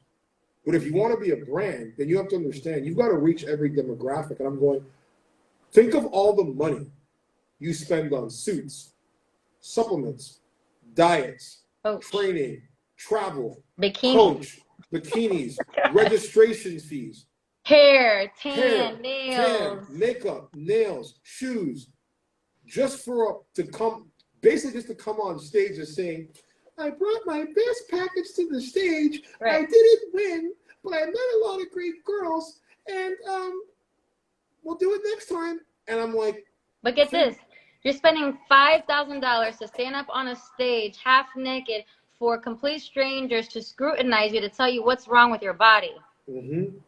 That too. Now, why in the hell would anyone want to do that? But this is the thing. And that, I said it was like, imagine what you could do with that money if you invested it into yourself, into your own brand, into your own situation of because it's always, whenever I get that conversation, they're like, well, I don't have any money. Well, you just spent all this money on this bullshit, but you don't have money to invest into yourself, into what you actually want to do, and you're competing for a pro card that means absolutely nothing. It's a paper. That's all it is. So for it's you, a paper. Like, so for you, like, obviously, you know that the industry has changed. For someone that's looking to get into the business of the fitness industry, to compete or train, or what advice would you give somebody who's just starting out? I mean, I'm not going to stop somebody from competing, because you know what? I competed and I learned a lot from it. You know, you're going to learn good and bad from everything that you do. So I would never want to talk someone out of it. I would tell them all the good and the bad that I got out of it. But it's up to them to decide if that's for them. Mm-hmm. You know, that may be a preparation to build their confidence up to become a model or to become a brand. Maybe. You cut out. Sorry. You cut Maybe they have to be scrutinized by complete strangers to toughen up, get that Teflon in their system. You know, Mm-hmm. Can they handle that scrutiny? Can't do it. You know, is their skin thick enough to get to that next level? So, you know, I would say everybody has to try something, kind of like with food. I'm not going to, just because I don't like a certain food, I'm like, oh, no, you don't want to eat that. That's nasty. You may love it, you know, but it's up to them. You know, Mm-hmm. I'd rather invest my money into a brand. You know, I'd rather invest my money into bettering my mind, going to seminars, you know, into things that are going to be longer lasting. Whereas some people rather blow $1,000 on a Gucci bag. Listen, or man, a Louis Vuitton. You know, like I you wouldn't. clearly have. You clearly have, because you know what? Your nightclub is beautiful. Your house is absolutely stunning. Because I mean, literally, I'm like, what am I looking at you? Like, I'm like, what am I like? What? Like, this is not even a house anymore. This is like a lavish hotel in Greece right now. This is what this is. This is looking at inside your place. So, like, how do you balance with all the things that you do, being a mother, being a fitness boss, running your business, now WWE? Like, how have you been able to balance it all, especially being a single mom of two? Well, I'm old school, so I get my agenda and I write down with colored markers. I put green. My green marker is for my clients, because that's, Okay. you know, that's money coming in the door. So I literally detail, okay, these are all the time slots that I have to physically, either virtually or physically train my clients. Those are the time slots. So those are taken up. And I also put where I need to, you know, drop off my kids, pick up my kids, do anything with my kids. So kids and clients are my first priority when it comes to my agenda. Then all those open areas, that's when I'm using creative time. I'm saying, okay, what am I going to do to take myself to the next level? What am I going to do to take my brand to this place or that place? What project am I working on that I need to, you know, finish? So I just make the time. My ass is not sitting in front of the TV watching the Kardashians. I'm not spending my time on the couch looking at other people's IGs and wondering who they're dating, who. I don't have the time for that. Mm-hmm. I'm making my time to make money. Mm-hmm. I'm making my time to make a difference in other people's lives so that they can live happier. So I make the most of my time by looking at all the things that are important to me. And then when all that's said and done, I'm not even getting the amount of sleep that I want to get, because I'm putting myself to be, you know, productive, not procrastinating, but Mm-hmm. productive. And I'm not sitting there saying, man, I wish I would have done this, or I wish I would. No, I'm doing it, you know. And honestly, I'd rather be busier making money and busier with my kids or busier helping other people than dating. So that's the last thing on my plate. You know, when people, I don't have the time. Don't take it personal. I just don't have the time. I'm a boss. You know, when love happens, it's gonna happen. It's not gonna be on a date. Sorry, it's gonna be through like the life flow of the grind, of the hustle. And honestly, that's the last thing that's on my plate. My focus is, number one, being a mom. That's Mm-hmm. my number one priority. And in order to be the best mom, I got to make sure my business is running properly, that I'm giving them a beautiful home, a happy home. It doesn't matter how much your home is. Is it peaceful? Is it happy? That's the vibe my home. But you got a sick ass home though. I'll give you fucking credit. You got a sick ass home. But I mean, You how know, do you find that hard for yourself to balance, like, with your schedule, a relationship, to find someone that's understanding? Because I mean, I know myself in the business, I make time for things that matter. I don't want to take time for people that are going to waste my time. But it's so hard sometimes to find people that understand that balance of, like, where you got to have a life of your own. of course. Because the way I look at it is that, like, people are always in the search of relationships. Me, I've always been in the search, after getting out of my split, of an empire ship. Right. Having a queen, not a princess. Because a princess wants to be taken care of and just be catered to and spoiled. A queen, the way I look at it, she's strong enough on her own to hold down the kingdom when the man is out in battle doing his thing while she's doing her thing. But understand, she's also strong enough to say, I can embrace having a king beside me, but I don't need one.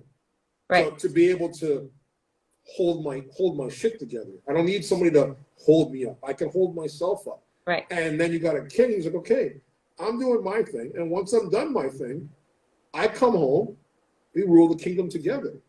Mm-hmm. How do you find for yourself with your schedule, it's hard to have that understanding partner and balance? Absolutely. And that's why I don't put myself out there to waste time, to have to explain to these insecure, thirsty guys that want to just drain me of my energy or just want that arm candy. No, sorry, that's not going to happen. You know, you can look at me on Instagram. That's as far as it's going to go.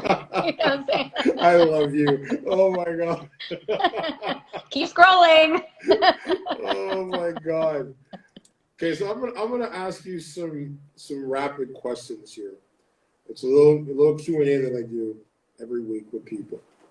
And the first things that come off your head. If you could learn the answer to one question about your future, what would the question be? Even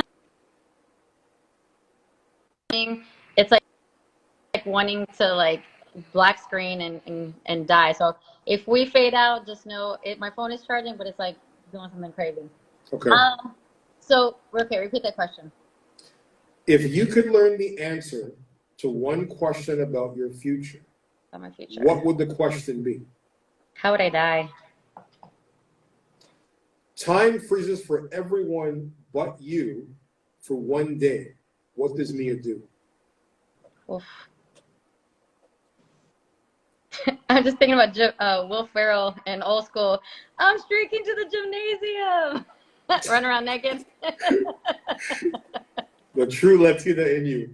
The true Latina in you, my friend. What is something that you're obsessed with? Food. When you're not training, being a mother, working out, what is your favorite way to waste time? Sleep. Lay in bed. What is something that is popular now that annoys you? What's popular? I don't even know. I don't pay attention. Give me some option. Like what's popular to you that annoys you? Social media. Okay. Well, see, I don't think that, because that's how I connect with people.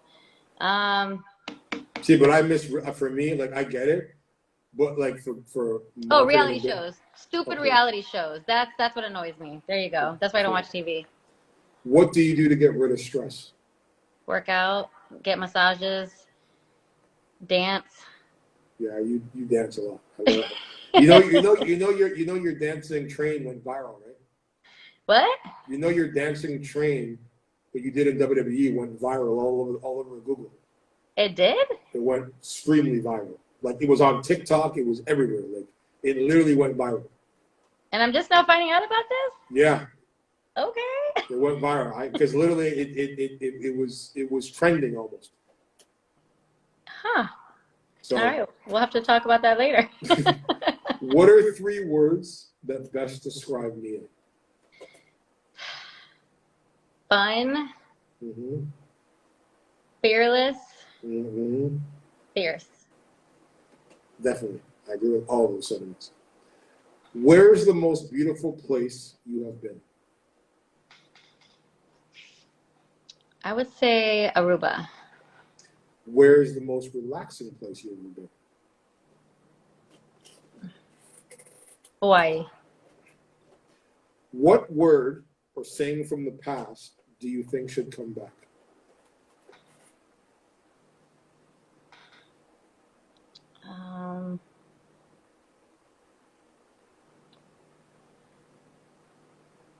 Oh God.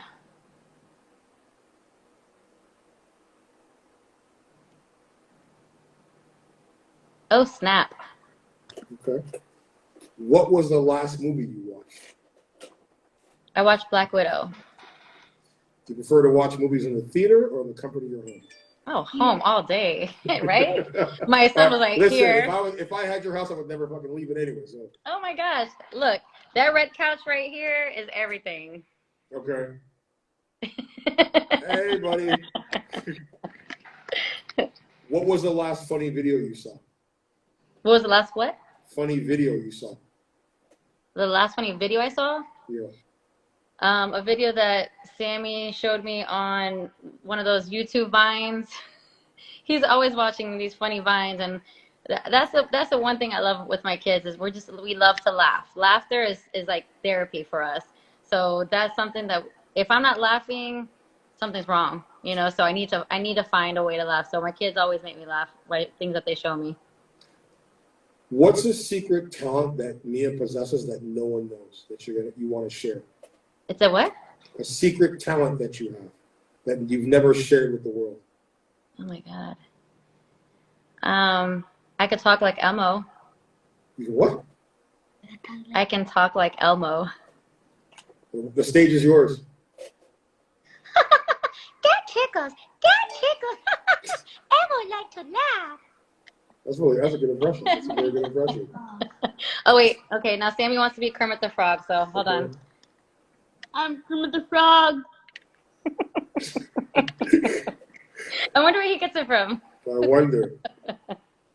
What song that always puts you in a good mood when you hear it? Oh God.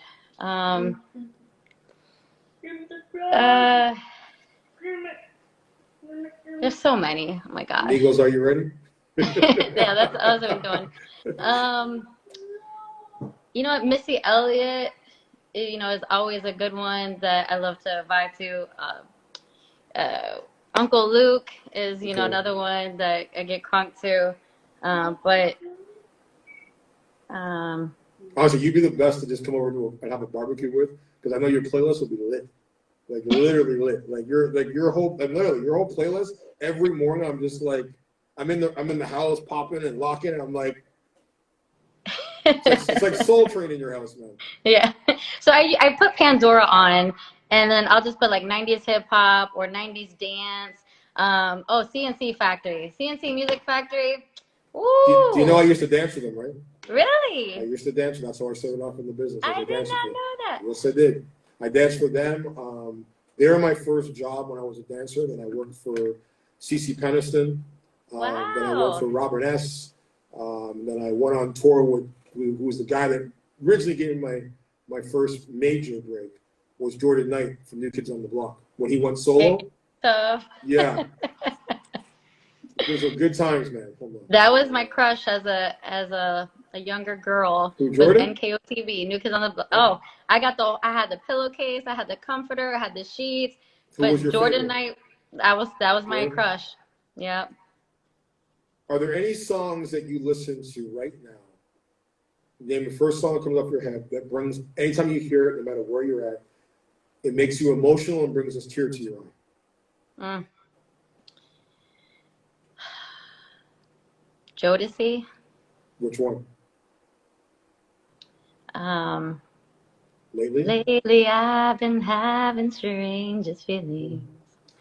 Who So was lately, who was the first band or musician that you were really into? Atlantic Star. Okay. What are the 3 best apps on your phone right now? Ooh, well, my calendar, Google Calendar, keep me focused and keep me on time with things. I would say my timer because Okay. it helps me make sure that I'm not going to be on Latin time and I only got 10 minutes to shower. I got this long. So I like my timer, especially when I'm training or cooking and all that. And what would be the other one? My notes. My notes so I can save everything that is from here. I put it in my notes and I can share it or I can save it and it's on the iCloud. An app mysteriously appears on your phone that does something amazing. What does it do? Say that again? An app mysteriously appears on your phone right now. Mm-hmm. It does something amazing. What does it do?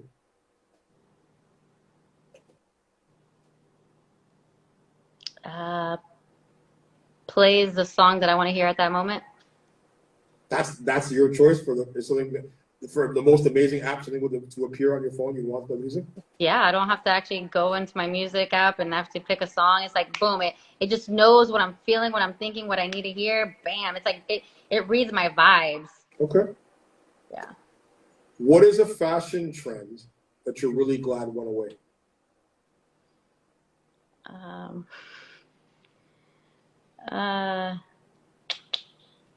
Oh my God, when the girls would put their thongs above their pants. Leader style. Oh my God. Leader style. Like I liked my baggy pants, don't get me wrong, but I would never like just hike up, the sides and I would maybe I would wear my spandex shorts, Okay. underneath I used to house my pants. I used to wear my brother's jeans and I'd make, put them down, but I'd wear my Chris Webbers or my Jordans and have my baggy pants, but I didn't like that. The rat tail too. The rat tail. Oh yeah. What is the most comfortable piece of clothing you own? My workout clothes. These jumpsuits are like life to me. It's like a little onesie. They feel like pajamas and they look cute. So I know you have great style. How many pairs of shoes do you own? Shit. Too many. Between 1 and 100. Oh, it's over 100. Jesus I got Christ. 2 walk-in closets that I've completely filled. Yeah. You living in Tony Montana's house? I don't have room for a man. Let's just put it that way. I thought you were living in Tony Montana's house, man. Jesus Christ. Say hello to all my shoes. Exactly. What's the most ridiculous thing you've ever bought that you were like, I shouldn't have bought this? What would be the most ridiculous thing I've bought? Probably like one of those like as seen on TV, you go to Walgreens and you think it's gonna work and it's like a piece of shit. So it's probably like one of those things, but I remember there's this charger that it's supposed to be like this multi-charger because all of my technology, my kids' technology, and it was a piece of crap. It was pointless and yeah. What's the funniest pickup line you've ever heard? Did it hurt? I said, what? When you fell from heaven? Oh, God. Like, all right, bro. Is it going to hurt when I punch you in the throat? Yes. If you could call up anyone in the world right now, living or dead, and have a 1-hour conversation with, who would you call? Ooh. Your dad?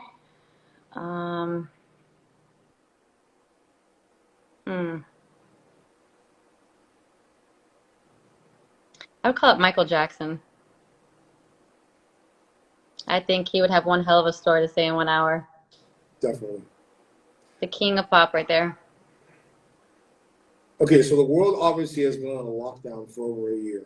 But now that things are opening back up, people are starting to be able to fly again. If you were to go on a flight tomorrow and you had to sit beside someone for a 10-hour flight, who Who would you pick and why? Pick one person.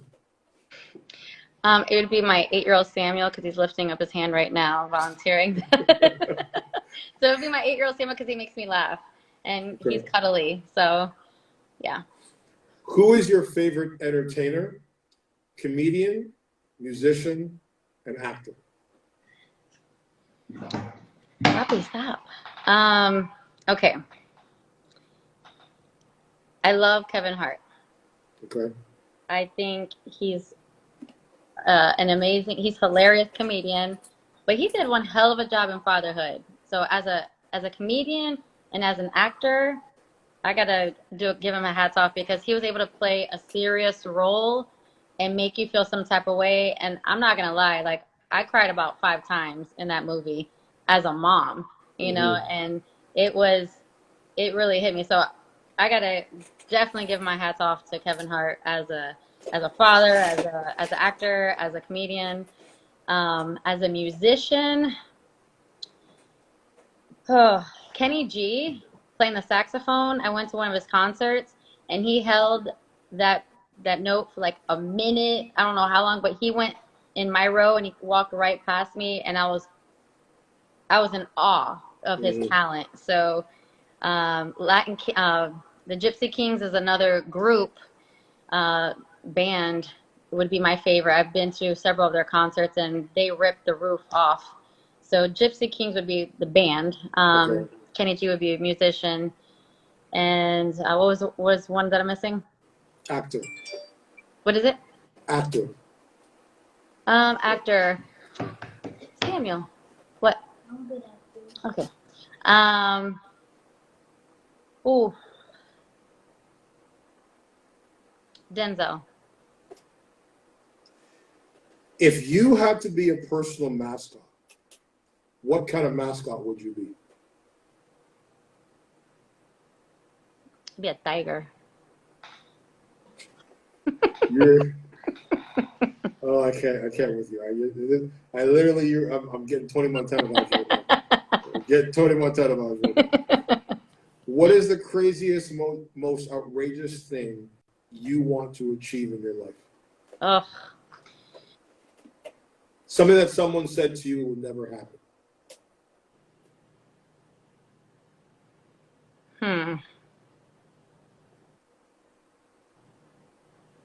I just feel like at this point in my life, you know, the sky's the limit, and if I were to die tonight or tomorrow, like I feel like I've reached, you know, my goals. And the thing is, you always want to set more goals, you know. So like I'm happy, but never be content. Always stay hungry.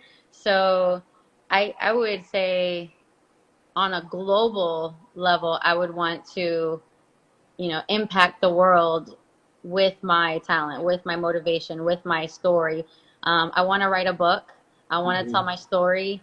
So, you know, whether it's through entertainment, whether it's through fitness, you know, I just feel like it's going to be through fitness or through entertainment where I'm going to be able to do that on a global level. It's not about if, it's about when. I truly believe that. I truly believe that you have a purpose. You have a message.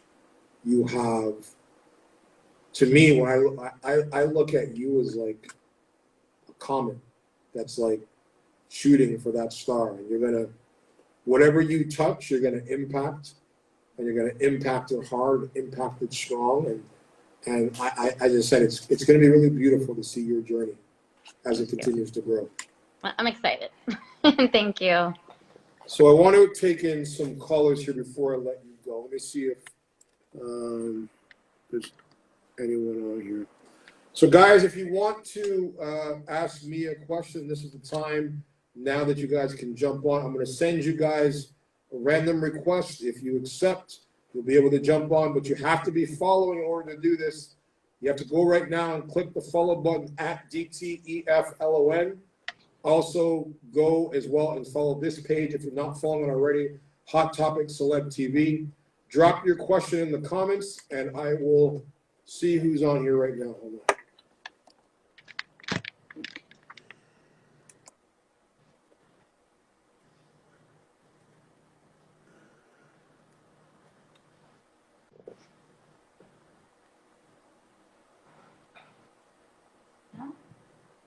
Nope, not yet.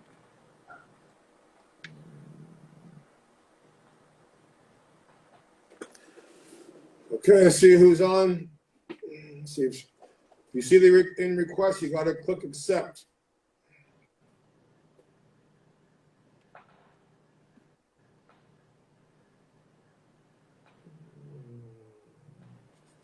See if he picks up. This person's not picking up. I'm gonna try somebody else.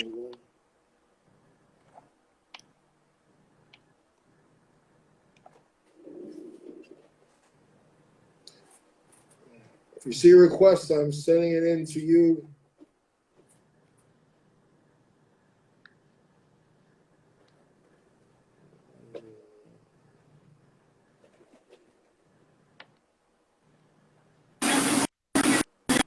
Oh, there you go.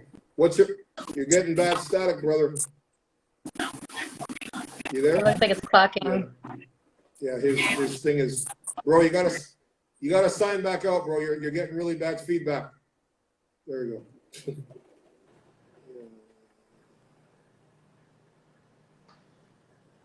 Next caller, let's see if you accept in here.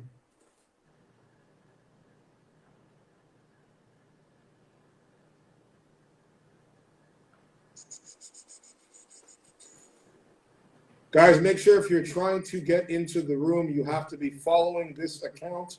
All of you following as well at DTEFLON. Otherwise, you won't be able to connect into here. Please make sure you have your question ready for Mia and be in a good service area.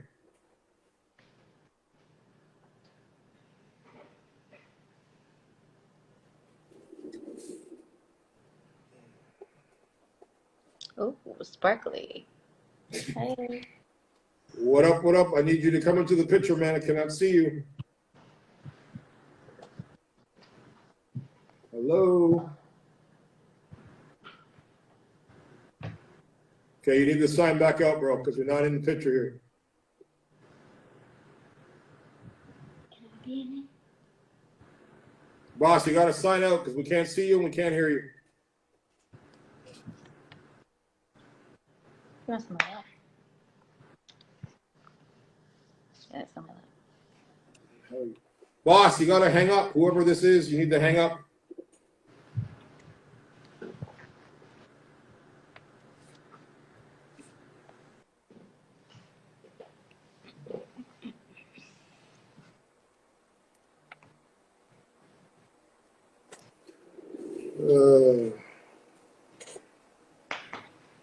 Guys, make sure you're in a good area, please. If you're going to try coming into the room, make sure you're in a good area in your house or wherever you're at.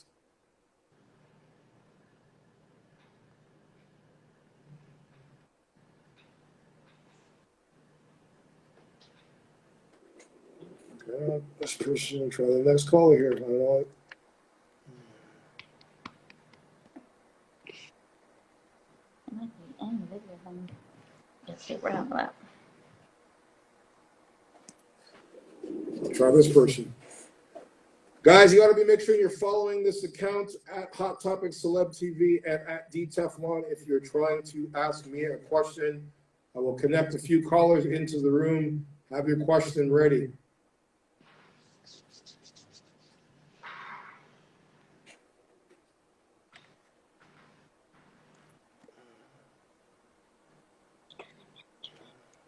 Yeah. Okay.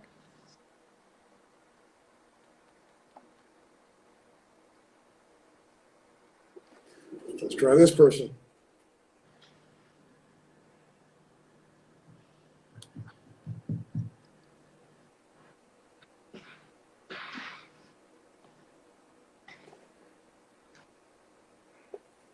People are sending requests, but they're not picking up.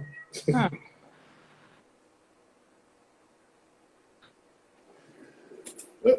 There's another person going, so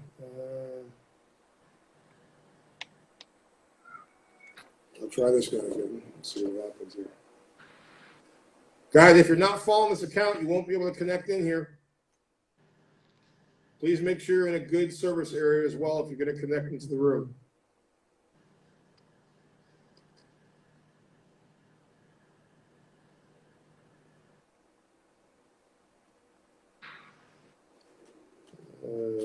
what's wrong with these people today. It's all good. Okay, hold on.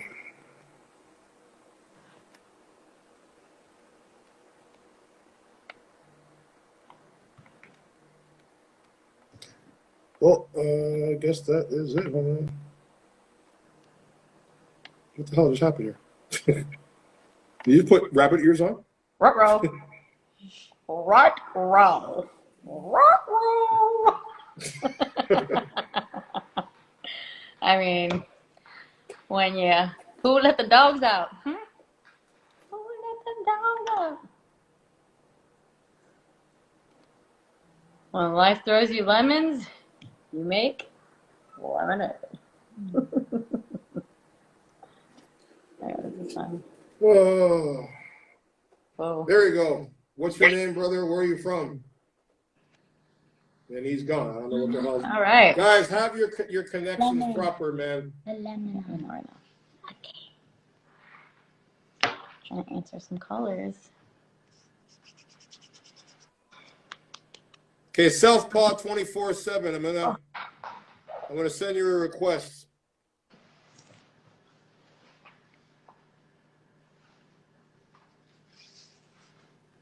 Let's see what happens here with this dude. There you go, man. What's your name? Where are you from? David from Fredericksburg, Virginia. Nice to meet you, brother. Hi, What's your David. question?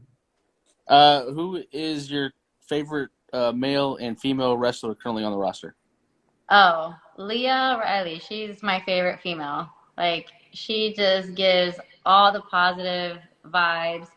As fierce and badass as she is on TV, in person, she is the most sweetest, and Nikki Cross. Like, I have to say, Leah and Nikki are my two favorite female. Of course, Bobby Lashley is going to be my favorite male. Come on.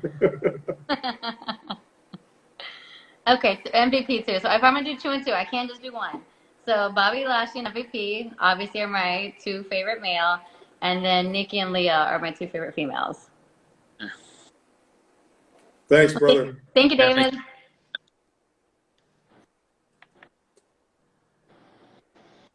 You just gotta hang up, man. Just slide out. Yeah. There we go. Hold on.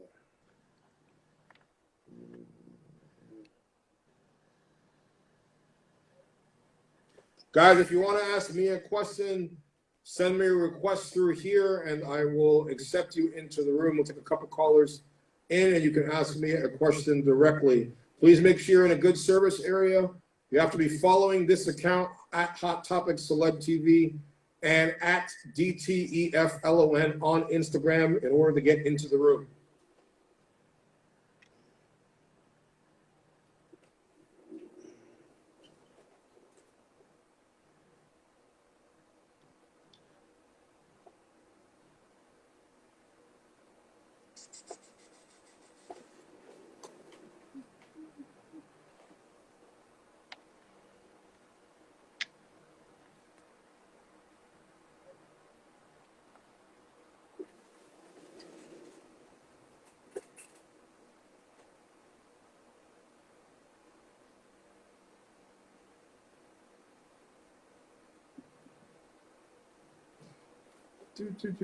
These people are slow.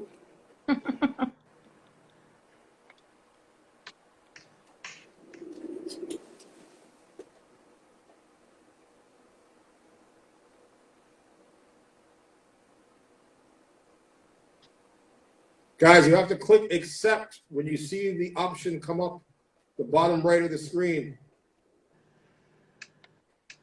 Why send a request if you're not going to answer? Serious. Jesus Christ. Okay, Charlotte, you're up. I'm going to send you a request. And ask your question. Wait.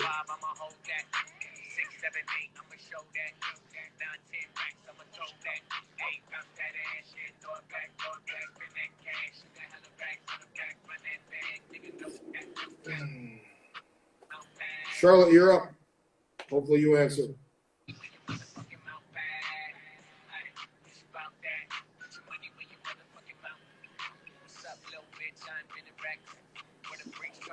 I give up on these people, man. They like literally, they keep sending requests but not answering. Come on, people, get with it.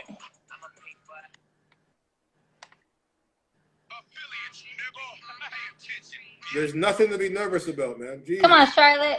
Then don't Level send a up. request. We got boss up. Just get on. Breakthrough. Let's go. Remember I told you about nervousness. It's just energy. Just convert that energy into anticipation. Let's go.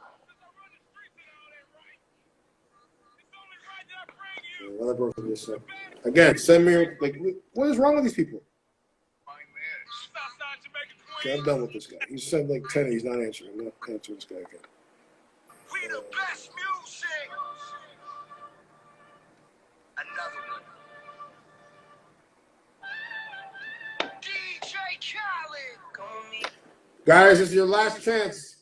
If you don't pick up, I'm going to be cutting this thing off. Mama's getting tired. Yes. Now or never. This is now or never your chance to ask Mia a question. Your once and only opportunity to do so. So if you do so, you have to send a request to me to accept.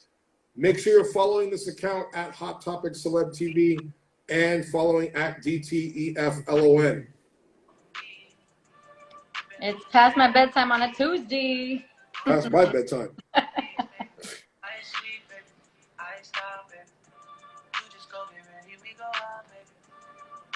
When my eyes starts watering, that means it's bedtime. Same here. I'm like, all right, y'all, my eyes can't lie. Lips may lie, but eyes will never lie. Are you back on the grind tomorrow morning? Oh, all day, every day. Weekends are usually my only time I don't have to wake up early. But if I have an event to do, then I gotta wake up early. Okay. So before you get tired, since people are being slow and picking up, I'm gonna have you do a little cameo shout out. So you're gonna say, "Hi, this is Mia Motivation or Mia Lanz, whatever you want to refer to yourself as. You can find me right here on Hot Topic Celeb TV. I'm gonna count you down 5, 4, 3, 2, 1. You'll do the same thing again. This is Mia Lanz, from the WWE Hurt Business, and you can find me right here on D-TEFLON.com. So the first one will be Hot Topics CelebTV.com. The second one will be D-TEFLON.com. So I'll count you down in 5, 4, 3, 2, 1. What's up? It's your girl, Mia Lanz, WWE Lashy Lady with the Hurt Business. I'm over here with D-TEFLON, and you can reach them at Hot Topic Celeb TV. And the second one will be, you can find me right here on D-TEFLON.com. Same thing. 5, 4, 3, 2, 1. What's up? It's Mia Lanz. I'm over here with D-TEFLON. You can find me at Hot Celeb TV. Nope. All right. D-TEFLON.com. Let's try it again. Okay. Yeah. 5. Okay, hold on. 4. You gotta say it again because it's past my bedtime. I'm trying to Right. You should have done this at the very beginning. The first one will be Hot Topic Celeb TV.com. Okay. The second one will be D-TEFLON.com. All right. So you want me to say the same thing? Same thing you said both times. Just one you'll end it with. You can find me right here on Hot Topic Celeb TV.com. Hot Topic Celeb TV.com. Yep. And then the second one, same thing. Your intro, and then you can find me right here on D-TEFLON.com. On DTEFLON.com. Okay. Correct. All right. Here we go. 5, 4, 3, 2, 1. What's up? It's your girl, Mia Lanz from the WWE Hurt Business. You can find me right here on HotCelebTV.com. Hot Topic Celeb TV.com. Jesus. Take 3. Take 3. Hold up. Can we take like 10? Can we? Hot Topic Celeb TV.com. Hot Topics Celeb. Why you gotta be so damn long? Hot Topic Celeb TV.com. Okay. Hot Topic Celeb TV.com. Correct. You should have prepped me for this, man. You're a pro. 5, 4, 3, 2, 1. What's up? It's your girl, Mia Lanz from the WWE The Hurt Business. You can find me right here on HotTopicsCelebTV.com. Okay. Second one, DTEFLON.com. Okay. 5, 4, 3, 2, 1. What's up? It's your girl, Mia Lanz from the WWE Hurt Business. You can find me right here on DTEFLON.com. Perfect. All right, let's see if this.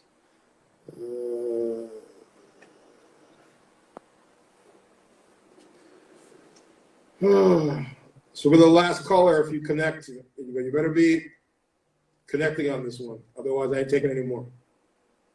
Because mama's going to bed. Yeah.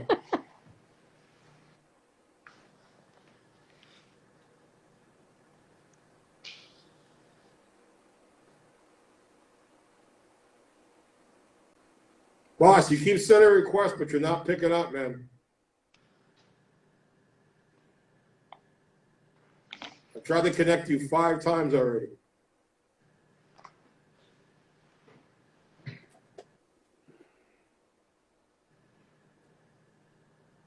Okay, Charlotte, I'm going to send you a request. Let's go, Charlotte. Get out of your comfort zone. Last caller, guys. Last question of the evening.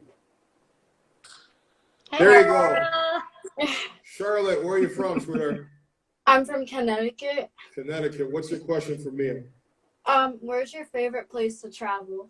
Ooh. Well, I did go to Tulum this past January, and girl, it was a vibe. I'm telling you, I had a blast. You mix the jungle with Bohemian and Mexico. It's a let's go. So I would say Tulum right now. It's popping. And Was thank that you what for you were coming doing on. You're beautiful.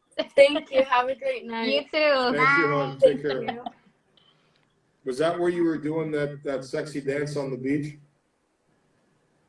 There's a video you had on your Instagram, and you were still in no, the show on. Oh no, that was that was You just gotta during- hang out, sweetheart. Just slide out. There you go.